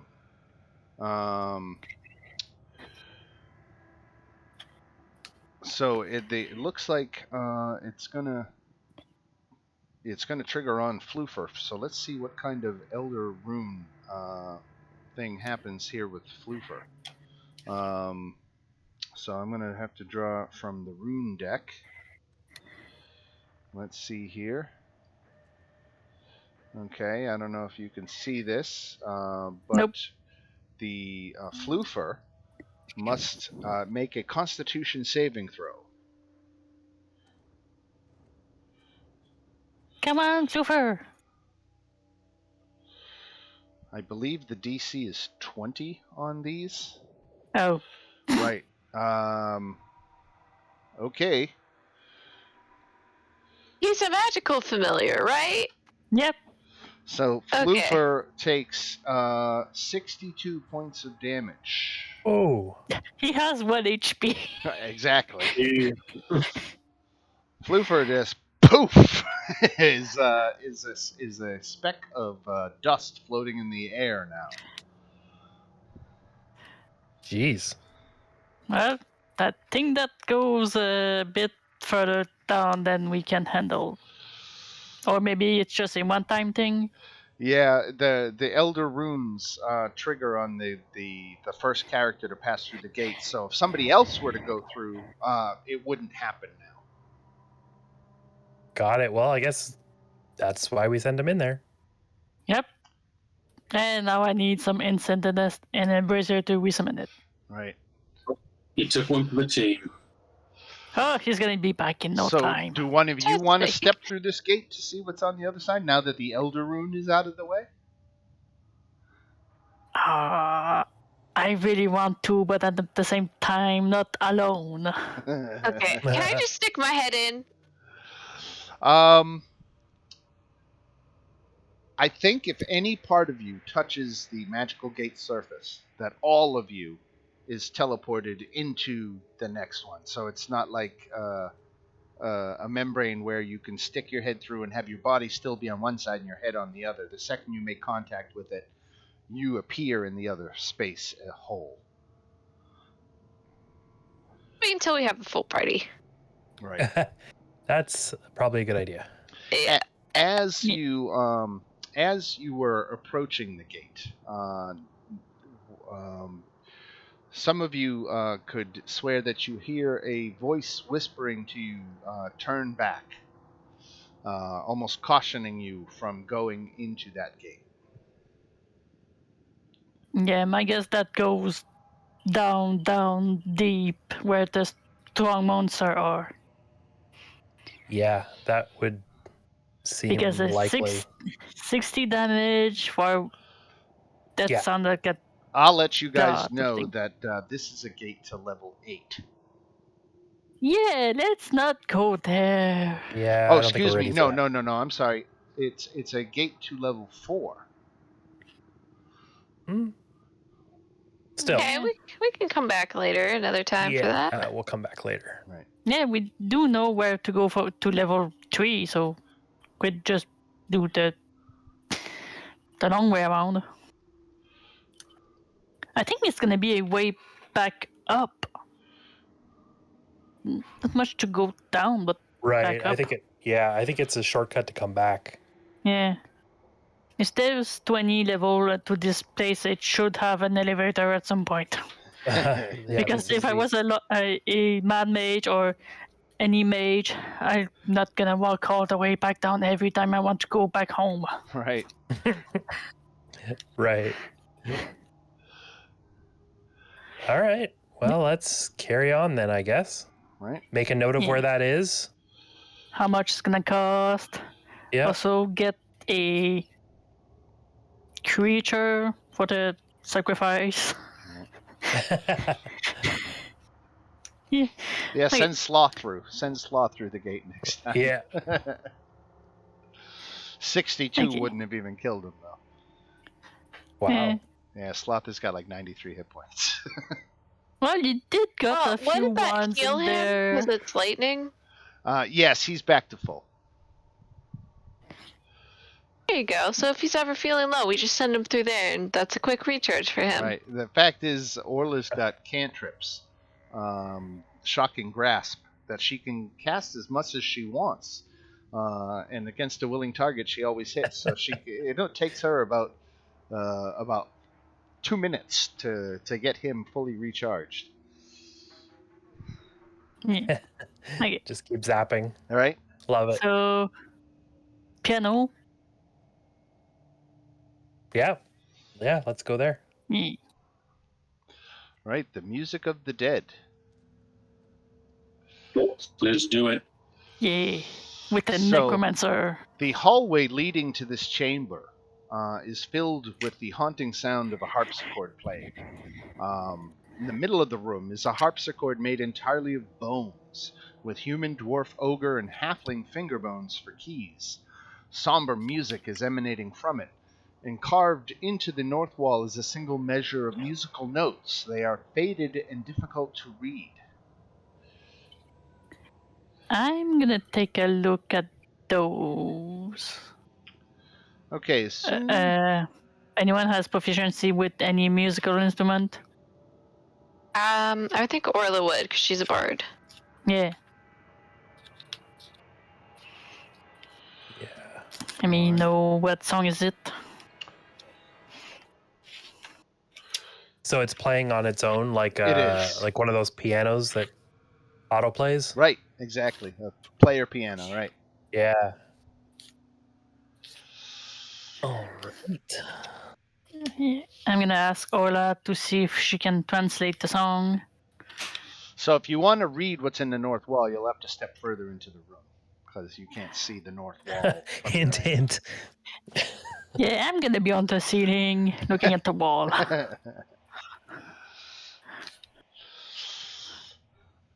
So you're a good 30 feet up on the ceiling, so you're up there. Yeah. And the harpsichord just continues to play.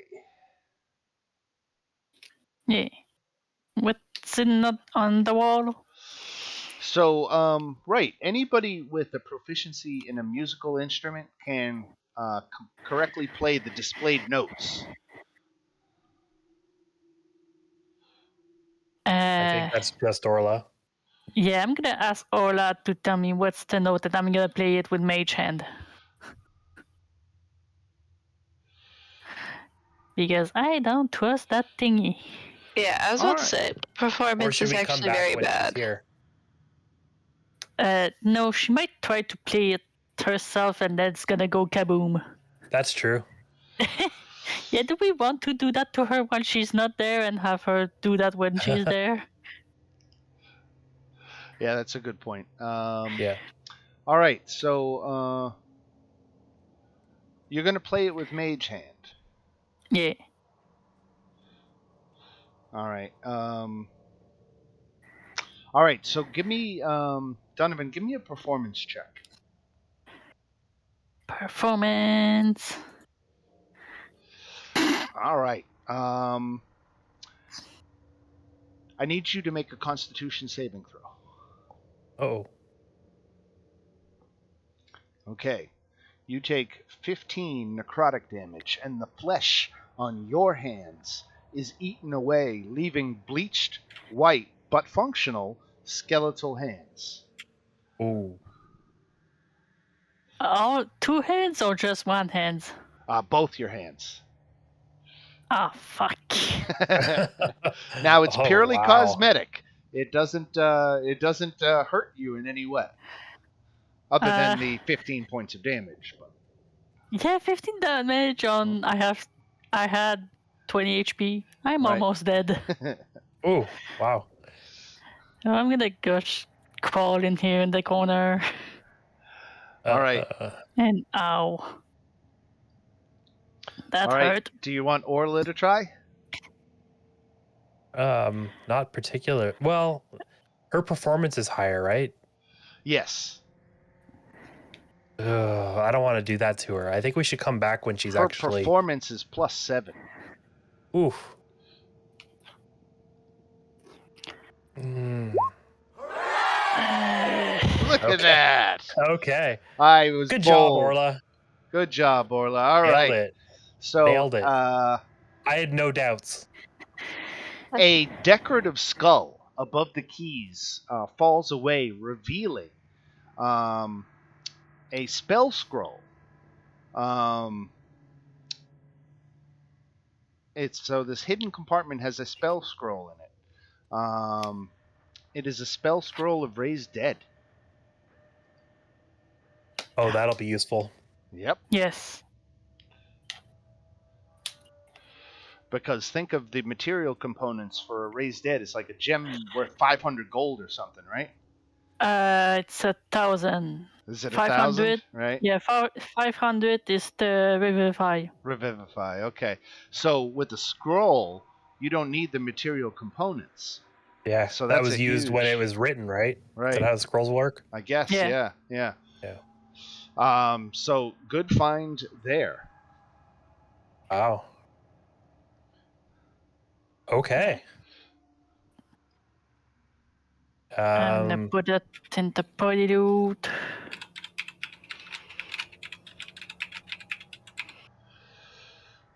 And I'm gonna put on some gloves. I was don't gonna want ask to. if doing it correctly restored his hands. No. Okay. Can I make a medicine check to see if this is like a curse or if this is just like now his hands? So I'm going to show it to you here because this is literally all it says. So it gives me the impression that that this is permanent. Because it doesn't say anything about how it long, it goes out of its way to say that this is a cosmetic change. But it doesn't reveal any way to undo it. I would say a lesser restoration ought to do it, I guess. Okay. Yeah, I can fix that if you really want me to. Yeah. I'm gonna have to explain a few things to my parents if they see this. And I don't want to explain those things to them. So? What did you do to your hands? Yeah. Well, gloves for now. We'll see whether we need that spell slot later. I was about to say I can always change my cells and I can always take that on. But yeah, this is I'm used to it. This would be the second time this campaign I have to fix the oh no. Right. I will need some healing too. Yeah, you're down to 5 hit points. I can give you right now, so I'll just cast I'll pop a cure wounds on you really fast. All right, just like I give you a quick like high five to your skeleton hands. I'm Be like, surprised high that five. those. Yeah, I'm surprised they're still standing. There's no even ligament. Oh, that must drive you crazy as a necromancer. Or it could When be they're kind of cool. Yeah, it's kind of doing to both. One way, it's awesome. At the same thing, I don't want to. Maybe if I could turn it on and off, Yeah. that would be awesome. Temporary cool, permanent not so much. Yeah, it's like hair dye.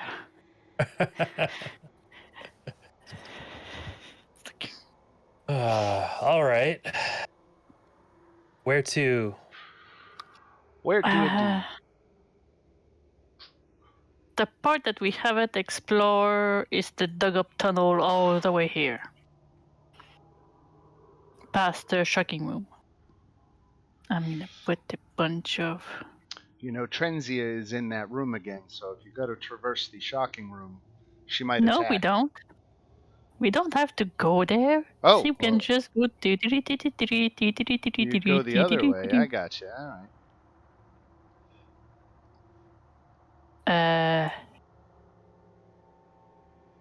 Yeah, we kind of have to.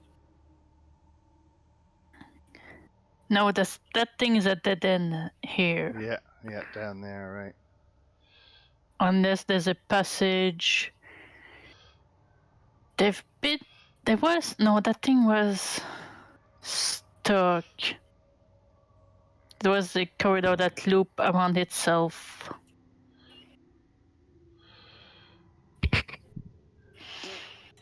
Unless we can just dig up the wall. No digging and tunneling, unfortunately. If we get dig dug in here, that'd be. All right. Gosh. So I still don't have, because my dynamic lighting reset, and when I did the little tour, it didn't populate everything. I can't properly advise you on what you haven't seen yet. I'm going to go ahead and show you what I have, just so you can compare it against what you see. Sure.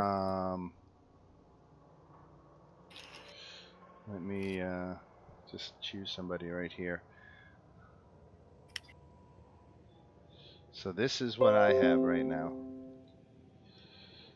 And it's very dark, but you can make it out. Mm-hmm. Now you guys probably have the bazaar on yours, and that whole portion to the east of that. That's what I think that's what I think I'm missing. Yeah, I can take a screenshot.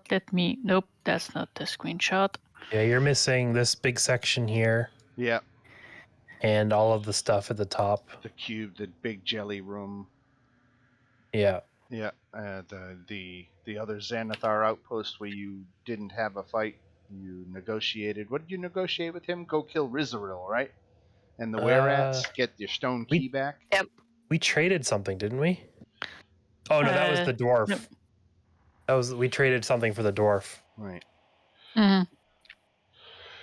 So your quickest route to back to Rizaril would actually be to traverse Trenzia's laboratory.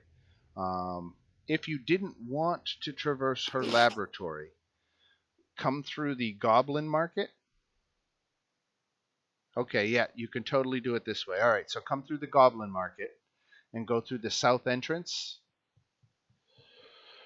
And then when you get to the four-way junction, go south, and that'll more or less lead you where you need to go. Yeah, there's a bunch of tunnels there that we can use. Junction? Right, and south from there, right. Yeah, we saw a bunch of tunnel last time that we didn't bother explore too much. Okay, have to wander back. Yeah, I'm just gonna stop at the Goblin's Market and get some glove. Yeah. So how much for the glove and some stuffing so it doesn't just fall off? I think the prices of the Goblin Market were, let's see, it's 1. So let me scroll back up to 1. I think the prices were triple. Yeah. Yeah, I think that's right. Player's Yeah, Handbook, glove or 3 times the price, right? So whatever it says is the normal price is 3 times. okay. I'm gonna look in this. There's not a price for glove per se, but common clothes, the whole clothes, pants, shirt, and everything is about 5 silver. So make it 1 silver for a pair of gloves. Yeah. Okay. Normal price 1 silver, so I guess 3 silver for gloves down here. Yeah. Gonna do that. And now I have less creepy hands. Are they fur? Because fur is murder. Okay, I'm gonna make my way to the. Oops, got stuck on a pillar.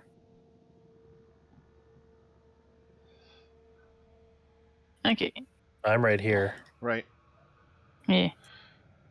I'll drag Orla and Sloth down there. Here's everybody. You know where the Goblin Market is? Right here. No. Oh, how do we get over that? So Look on Discord. I posted a map. Okay. I'm trying to find where Marista is. I don't even see her. Oh, there she is. Okay, I got you. I'll move you, Johnny. Thank you.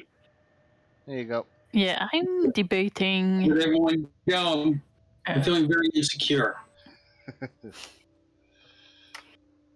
I should have.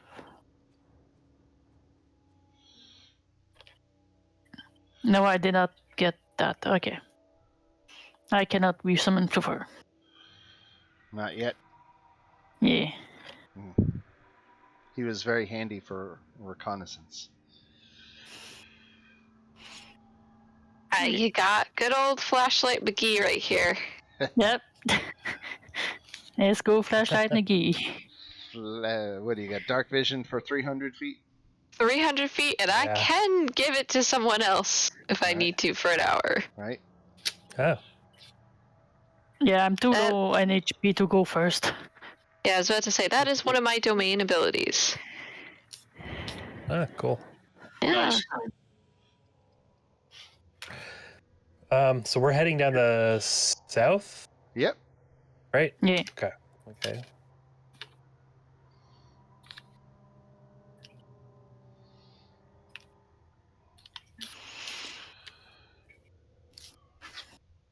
It looks like we've got a hallway coming up here. All right. Almost there. Here we are. All right. I'll let you take a peek. Oh, it's like a little tunnel. Okay, can I get Sloth in front of me first? Yes, we'll put Sloth first. Thank you, buddy. Okay. And let's just say he's in front of me the time. You got it.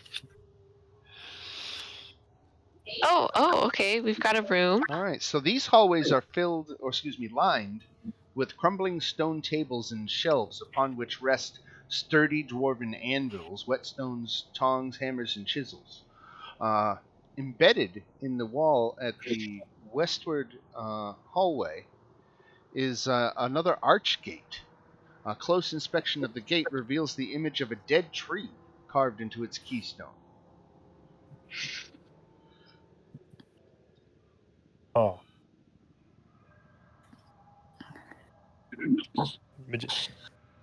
Do we have any history of, or do you guys remember any sort of, anything a dead tree? symbolism of any sort? Can I make a history check? Sure. I meant specifically in the campaign, but yeah, Oh, that too. right. Nope, I don't know anything about a dead tree. I just got here. I have no idea. Well, Hallister does like to carve clues in his gates. He's weird. He puts gates up and then he puts hints up. So it's not necessarily discouraging you from trying to figure it out. It would seem that you would want to touch this arch with a dead twig or branch, and that should cause it to open. Do we have any twig, branch, or do we want to risk it and get another person obliterated? I'm out of floofer. Twig or branch. So one thing with the Elder Runes, too, is that there's a 50-50 chance that it's either going to be a hurtful effect or a helpful effect. Right. So it's always a 50-50 shot when you're going to trigger an Elder Rune. Right. I don't think we've got anything to activate that with yet. Yeah. Now we've been on the run for a while. Okay, so take note of where it is. Come back later. Right, I think so. Yeah. Okay. So, to the corridor. Why am I in front? All right, let's get Sloth. Actually, I got an idea. What's that? What about the wand? Would that count? What is it made out of? It's a wand of secrets, and I don't know if it specifies. Let's see. Magical item can be made out of anything. Right. I think there's a art wood somewhere for that. Yeah. For that, could you use a torch? Is that a dead tree? Well, that's another one too. Yeah. I was about to say, we have a magical staff broken in two that we have from the hobgoblin statues. We do have that. Yeah, let's use that because looking at the party inventory. So it does say a dead twig or branch. So you don't think a staff would qualify there? I think that's more of a carved piece of wood. Yeah. Okay. Fair enough. It wouldn't be but a wand, if it were made of wood, you could certainly make the argument either way that it was carved or natural. Okay. Well, I'm going to make the attempt with the wand then. Yeah, the wand sort of looked like wood and sort of looked like copper. I just remembered I did take the cantrip to mending, so I would like to fix that broken staff if I could. Okay. Yep, you certainly can. Okay. Cool. So I would. Gonna say that the Wand of Secrets isn't gonna get that gate done. All right. This might be one that you have to just remember the next time you run across a stick. It's like, ooh, save the stick. I know. I'm just. If you check my blue card, Dan. Yeah. That's kind of what I was thinking. You got a fortuitous circumstance? I do. Then you got a fucking twig in your backpack. Oh, shit. Look at this twig stuck to my pack. I was about to say, stuck to his backpack, say, you're cleaning your shoes and you realize, I stepped in something, and in between the tread is the little twig. All right. Well, it's funny because I was actually thinking more for the rune activation that, I automatically get the good one, but that works too. Or just build a campfire. So the gate is open, and it's going to stay open for 1 minute. Yeah, I'll take a peek through. All right, now there is a voice, a female voice that you can hear in your head, urging you to be careful that this is dangerous. This takes you to level 5, and you might not be ready for the hardships you face there. I plan on coming right back. All right, let's roll a die, any die, because even you get a helpful effect, odd you get a hurtful one. Nice. All right. So go ahead and draw one from the rune deck. All right. Oops, I didn't mean to steal it. Sorry. Oh. So the boon effect is when you are hit with an attack, you can turn that. When you hit with an attack, you can turn it into a crit. So you get one free crit. That's not that great. Free crit. Do I get to keep these rune cards? Yeah. Between sessions. Yes. All right. This one is save. gonna end as soon as you use it. You won't have the rune card anymore. It's a one-time use. Yeah. But yes, it will last between sessions. Excellent. I'm gonna hang on to that one. All right. Turn it into a crit at a critical moment. Absolutely. Okay. And I'm gonna pop back out. All right. Well, let's see where you came out. Let me tell you real quick because you did appear there.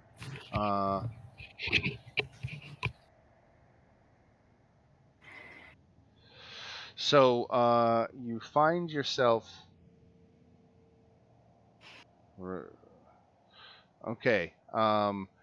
Carved into the middle of the east wall is a decorative stone arch that's active. That's the one you came through. A wooden trestle table lies on its side in the middle of the room, and an iron chandelier with melted wax candles is suspended from a rafter above it by a rope tied off to a hook near the northern door. Tucked behind an iron stove in the northeast corner is a dead halfling in leather armor, his face twisted into a mask of horror. Yeah, I'm definitely getting the hell out of here.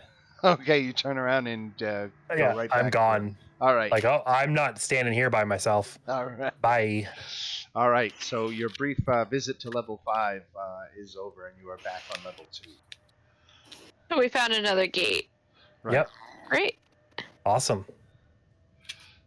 Okay, so literally we're just finding a whole bunch of elevators. Yeah, basically.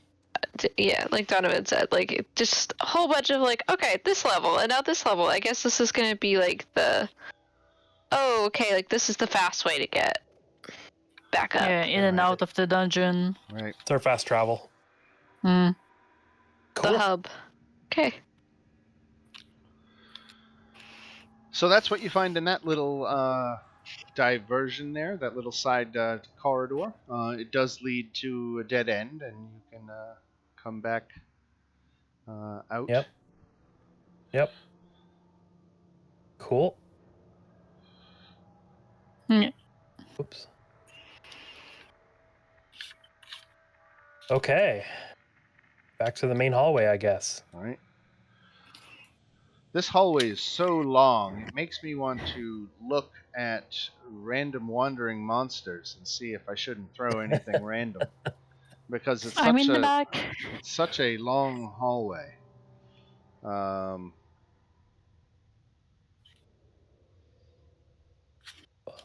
stay in front beside Sloth when we travel through here.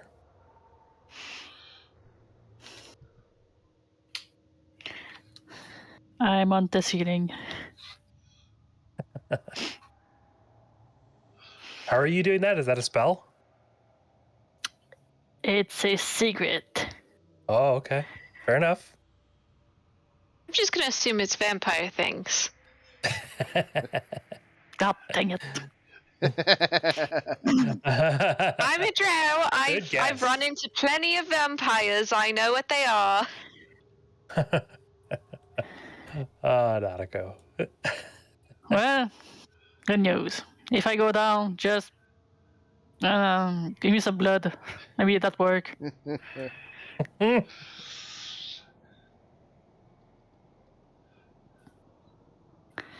All right, another hallway. Another long ass hallway. Long ass hallway.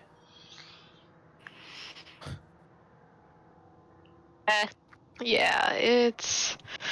Oh man, it's a trek. Okay. Oh wow. Okay, there's more hallways. Right. Lovely. If you want to go to Rizaril and the Were-Rat gang, go straight. If you want to explore unexplored territory, go south here. south. South it is. Unexplored territory, okay.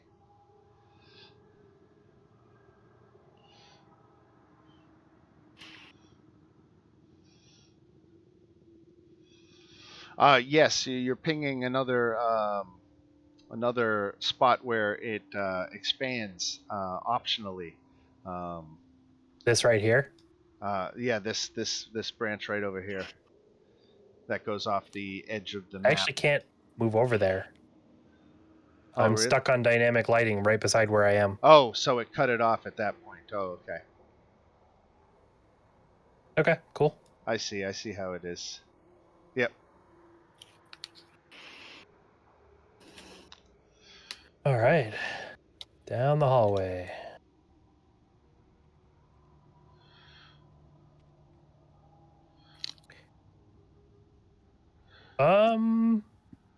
Yeah. I just peeked around the corner. A beholder zombie floats near the 20-foot-high ceiling of this chamber. Painted in white, around its central eye is a circle with 10 equidistant spokes radiating outward from its circumference.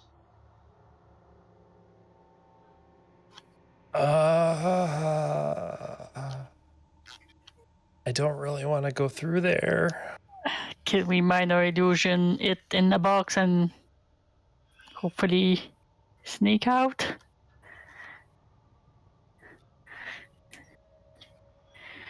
Man. Well, I mean, did it see you or? Sounds of mock battle emanate from the tunnel to the west.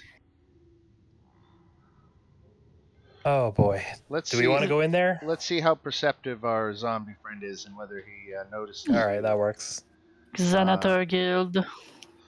So he is -1 to wisdom. So.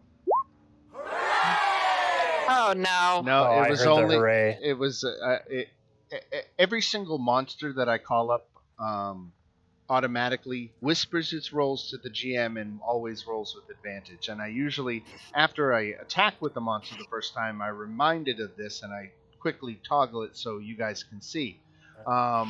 But that 19 was, or that 20, excuse me, was a crit because only of advantage. I actually rolled a 12. Okay. Got lucky there. All right. But either way, I mean, what do we want to do here? Right. I think that's the way to the 3rd level. Very well could be. Those might be the Xanator Guild. I don't know. I mean, Xanathar's a beholder, but... Yeah. An undead beholder? I don't know. Well, maybe he fought another beholder and put this one has a meat puppet. Can we fake to be part of the guild? Well, we have a password for safe passage if they are part of the guild. But, you know, is this actually part of the guild? I don't know. I'm kind of guessing it's not. Well, who is gonna put a beholder here? Undead one. Alistair? Well, we could try to sneak past it. I mean, I could do pass without trace. We're gonna need to get his attention somewhere else, because if we just pass under him, he still has eyes. Yeah, he's got a lot of them. Yeah, you want to try the other hallway? What other hallway? The rare rats? I mean, there's this one. Right. Yeah, that's where the rare rats are. Well, it's either were rats or the beholder. Well, we could do the rare rats, and apparently I'm dating one of them, so. Why? I was about to say, we need to get a key from them anyway, and then we get money. My vote is for the rats. 10 gold. Yeah. Money is money, babe. Money is money. Especially for a poor bitch like me, money is money. Yeah, we could go that and ask the other elf about the beholder afterward. Just doing it to save for college. I've been to college. How do you think I learned magic?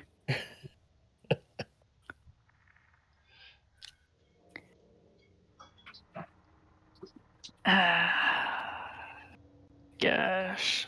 Long tunnels. Long tunnels, long tunnels. Where did everyone went? Just down the tunnel. Just keep going. Okay. Yep. I'll ping where. Yep. Okay. Oh my god, so many twists and turns. It's ridiculous. See, that's why she put. You see, I need to call Wizards of the Coast or whoever's responsible for this atrocious map. So up ahead, you can see two rust monsters fighting over a rusted steel helmet in the middle of the room, casting it about as they knock each other around. Can we have one as a pet? I'm gonna get a. I don't have any metal things on me that I can distract them. There are torch brackets bolted to the walls.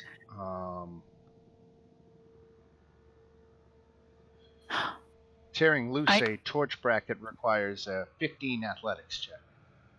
I have a crowbar that I can use for that. For advantage, right? Yeah. So it's gonna be athletic. Right. Now they're already distracted by this helmet. Yeah, but I want to be extra distracted. Excellent. Okay, so you do tear loose a torch bracket from the wall. Yeah, I'm gonna put it in. I'm gonna tie it to a rope, and I'm gonna be walking on the ceiling, dragging that thing with me, the torch bracket on the floor. Okay. Just gonna take out them next to them and bring them in this corner. Take them. To try to bring them into the corner. So one of them follows you, while the other one stays with the helmet, snacking. Okay, I'm gonna raise the rope and drop the bracket. And drop it, okay? It should be distracted for the next 3 minutes. Yeah. So the rest, I'm gonna bring up the rope and gesture the rest of the party quiet. Got it. So there's a up and there's a door. Which direction are we going? West? Or north? Or north? Yeah, there's the north corridor just right there.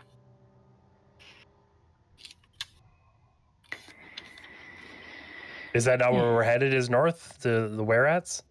Those were the directions you were given, yeah. Yeah. Unless you want to sneak by to the West Monster and peek through the door. Out of curiosity. You know what's on the other side of that door. More hallways. Yeah, right. But there's more hallways this way too. It's true. There are just nothing but hallways.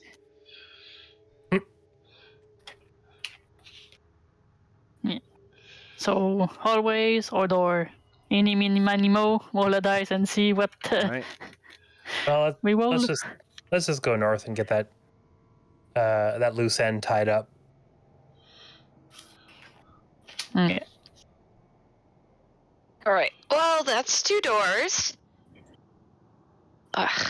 Let's skip those for now and come back. Another 2 doors. Oh, great. And then a dead end. Ugh. And then a dead end. So we have to figure out which room.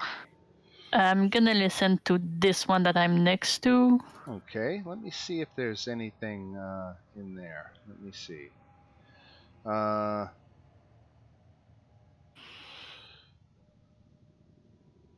So you don't hear anything. Okay. Gonna gesture to the group. Nothing there. Gonna listen.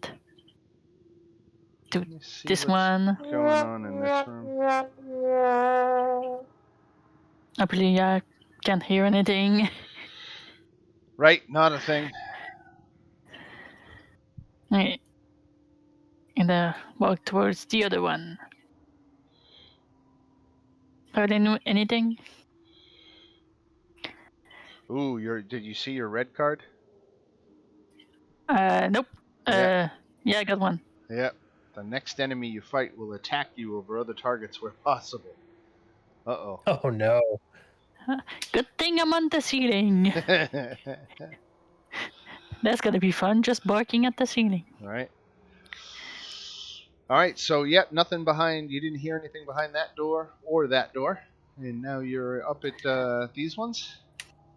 We got other people up here. Other people want to listen? Yeah, Well, I'll roll a perception.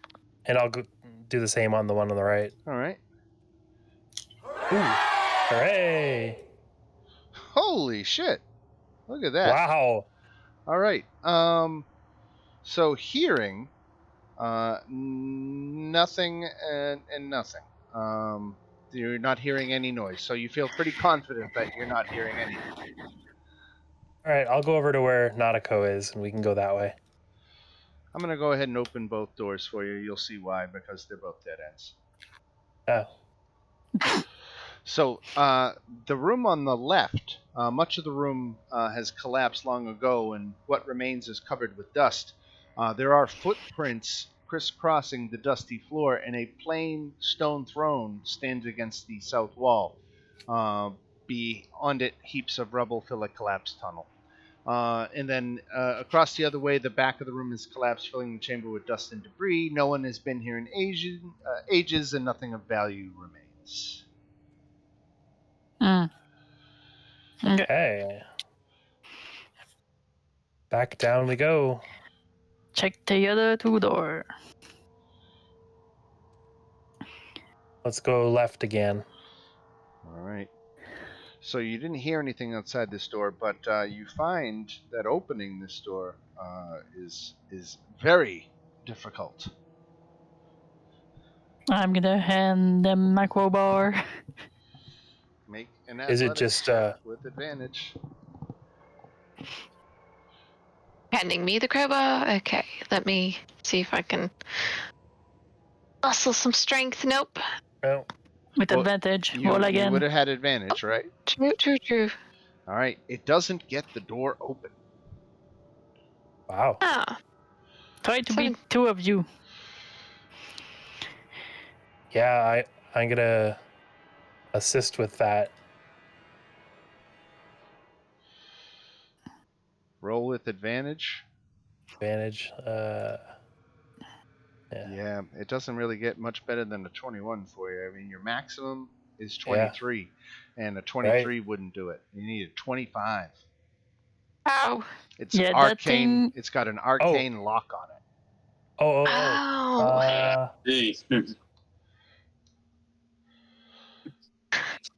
Ooh, yeah, all right. D6 on that 21. 25, bitch. Nice. Yeah. I love these cards. Right? I was about to say I had I had the fortuitous circumstances card. So the door to this room. Nice. Yeah. The door to this room had a mural painted on the outside depicting a dark mantle descending on an unsuspecting dwarf who was admiring a gleaming gemstone.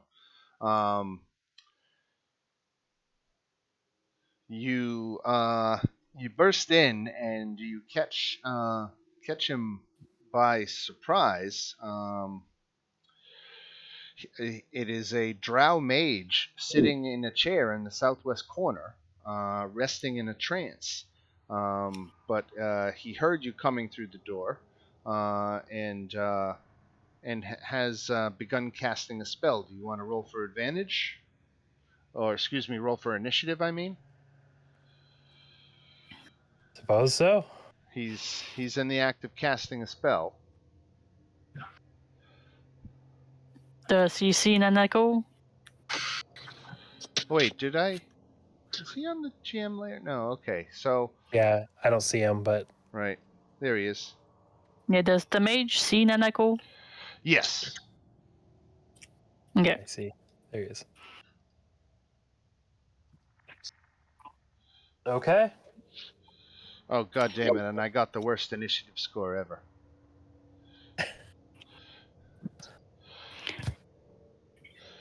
So seeing that... No worst ever. Right. Wizard going last. Yeah. So, Rizaril immediately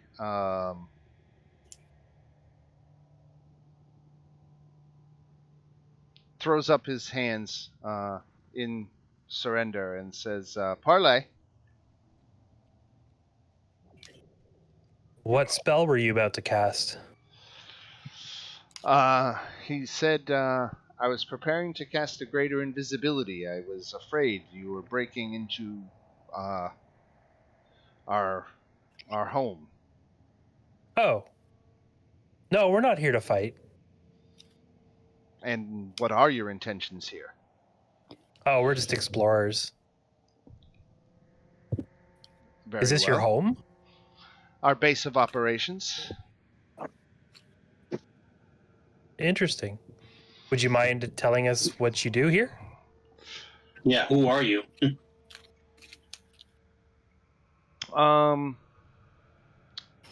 He says, "My name is Rizaril. And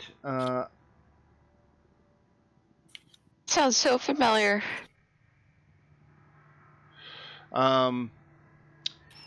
He says, I am here in Undermountain on behalf of interested parties who would like to secure these levels.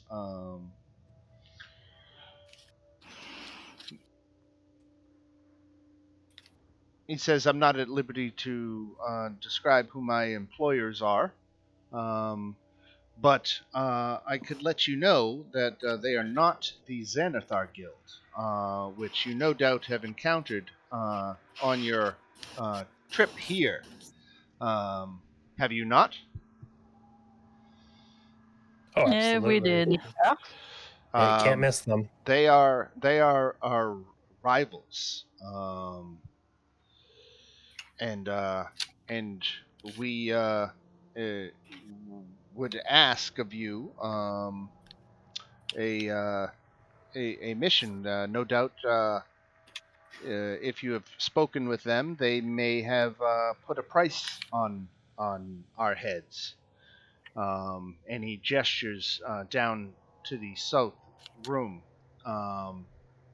indicating that the rest of his gang is down there. You guys can all step into the room. He's not going to bite. Sure. What do you know about the zombie beholder? That is another Xanathar outpost. But the beholder should be easily avoided. You just have to brandish the symbol of Xanathar, and he'll completely ignore you.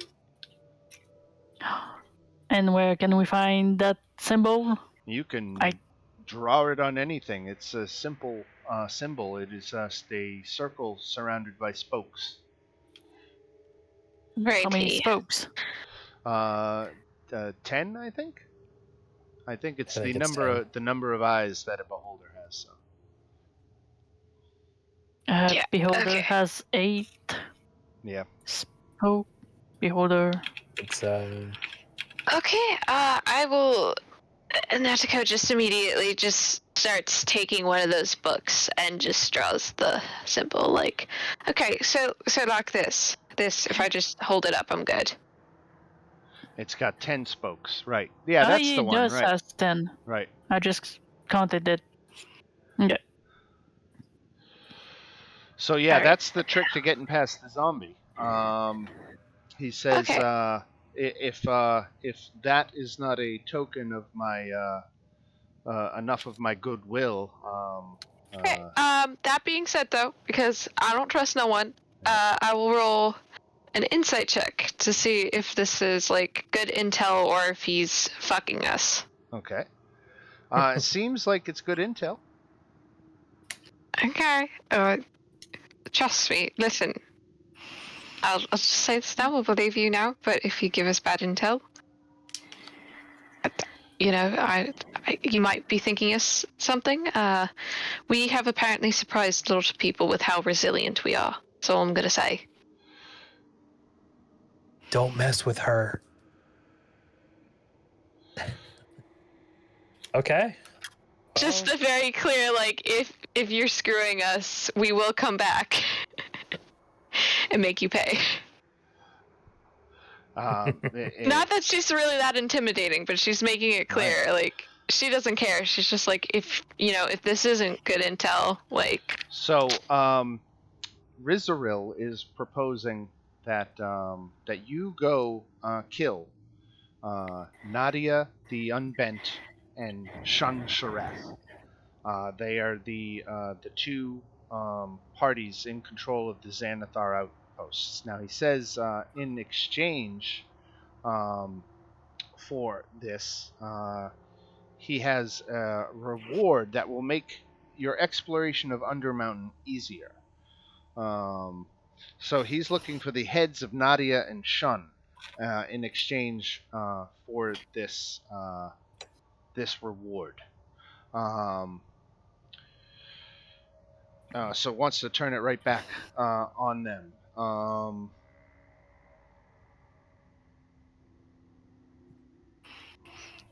Okay.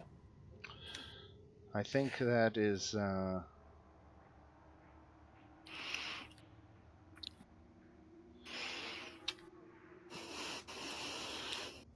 Yeah. Okay. So that is it. You can either decide to kill this guy because the other guy, Shun Shareth, put you over here to kill him, and now Rizaril is directing you right back to Shun, plus somebody else. Yeah, I'm more interested in the zombie beholder and going past him. And that would take you into the Xanathar hideout, where I believe Nadia the Unbent is waiting.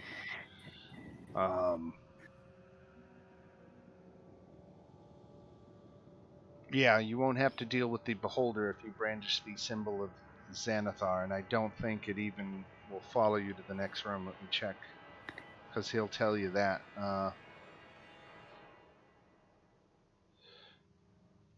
Yeah, and that's the guy that killed 2-player from the Sunday game. So the other guy is also as strong, and there's 4 of us. Right. But these are balanced for 4 players, so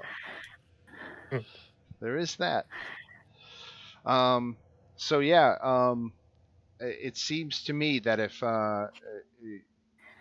you brandish the symbol of Xanathar, you can walk completely by this beholder, and he's not going to bother you at all. And if you go into the next room and start a fight, he's not even going to come in and join the fight. He's purely a sentry out front. Okay. Yeah, I kind of want to get a bit more gear to fight those 2 mini boss. So might need to go to 3rd level because 2nd level we're pretty much done with it. Let me see how much. There's still a good amount of 2nd level to explore.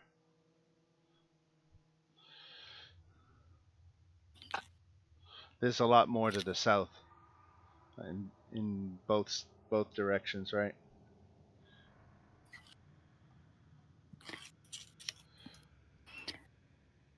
Okay. Well, we've got some decisions to make. Right. The door past the Westminster? Yeah, Westminster. Do we want to check out this door? The other one?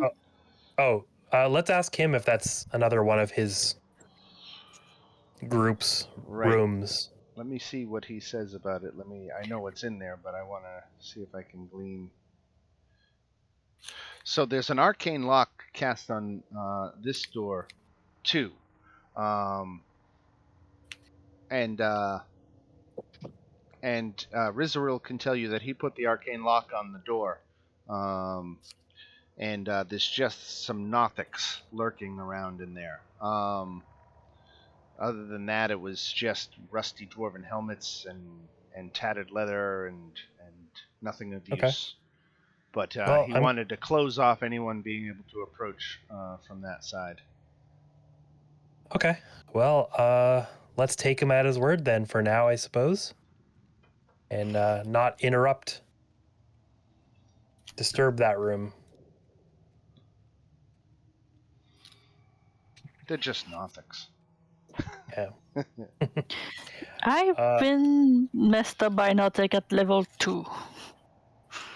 You'll be surprised what they can do. It's like a Banshee. You don't think they're that bad, but they're indeed that bad. Yeah.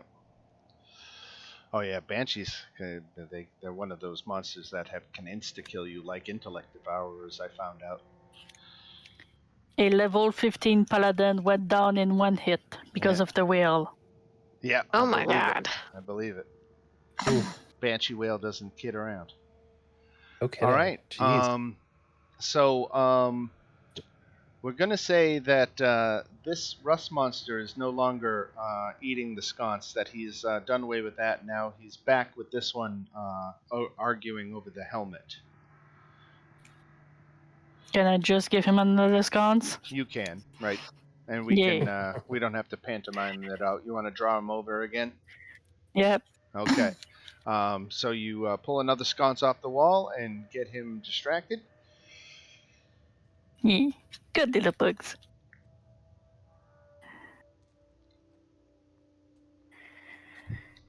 And we got another 5 minutes here of exploration before we call it a night. So do you think you want to go back and get past that beholder, or what do you think? Explore the door past the Rust monsters. Yeah. Okay. So that's down here. If everybody wants to come this way. Yep. Let's go. So we're able to just walk right past them? Let me see. Because they're occupied? Right. Yeah, they have their num-nums. They're good.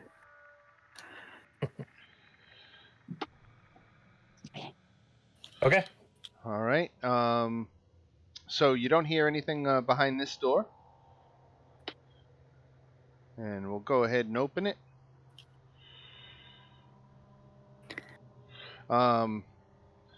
Narrow paths wind between scattered piles of broken furniture and garbage. 2 iron chandeliers, once anchored to the 20-foot high ceiling, have fallen and their ropes cut. One has crashed into a pile of debris.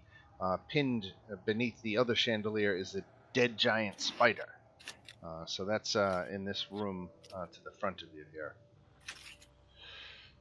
Other than that, you got a long corridor to the north and another room up here you can't quite see in. How long has the spider been dead? It looks like it didn't die recently. It looks like it's been there for a while. Okay, good.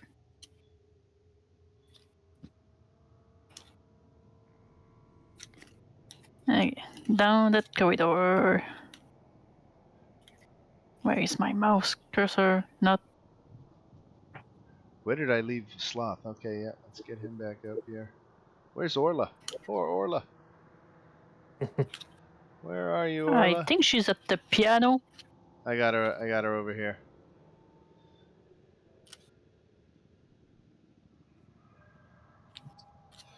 There she is. All right. All right, we got everybody together. All right. Did we decide north or west? North, since it's right there. All right, you got a long corridor. A long corridor. Imagine that. The room, as you get closer, is bitterly cold. The walls rise 10 feet and angle inward, forming a pyramidal roof with a 40-foot high apex. Inscribed on the sloped north wall is a 10-foot tall dwarvish rune that glows with a faint blue light. Do I recognize this rune? Does anybody speak dwarvish? I don't.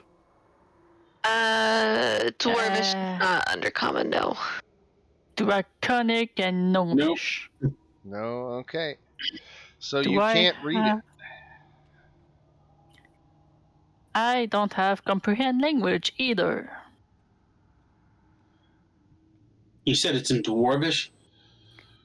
Yes. Yeah. Okay. All right. No, can't read it.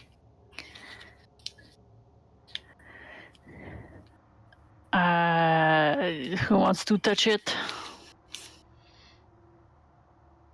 Or just open the door? It's back here. You'll have to get closer if you want to touch. That door is still closed. I'm sorry. I didn't even see the door there.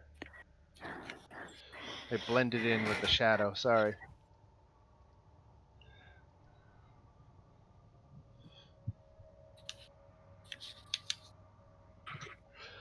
So now that we're pretty much at the 10 o'clock hour, what do we think is the verdict on these new maps? Yes? Yeah. I definitely like like that they've got features. I just wish they were not so dark. Yeah. Yeah. They are terribly dark. I might play in Photoshop about trying to turn up the image brightness. Yeah. And then re-uploading it and seeing how I can't do so. I might they were way too small a resolution, so I had to inflate them using a special program to magnify them without causing any loss of image. Right. And even at that, I wasn't able to get it to a 1-to-1 ratio. It was so it's going to take a little bit of work, and I'm going to play with the brightness and see if I can improve upon this. Hopefully, I won't have to inadvertently reset the dynamic lighting again, because that would be a big right. thing. But hey, this is what we played for. I think the colored maps are better. If I can brighten them up, then all the better. Yep. Agree completely. All right. So I guess where exactly did we leave off? You're in this dwarvish room at the end of a hallway. I suppose it's as good a place as any to call it a night. So thanks all for coming. You guys were great. John, thank you for coming late. You got it. Appreciate it, and we will see you all next Thursday night. Sounds great. All right, everybody. Until then, have a good one. See ya. Good one. See ya.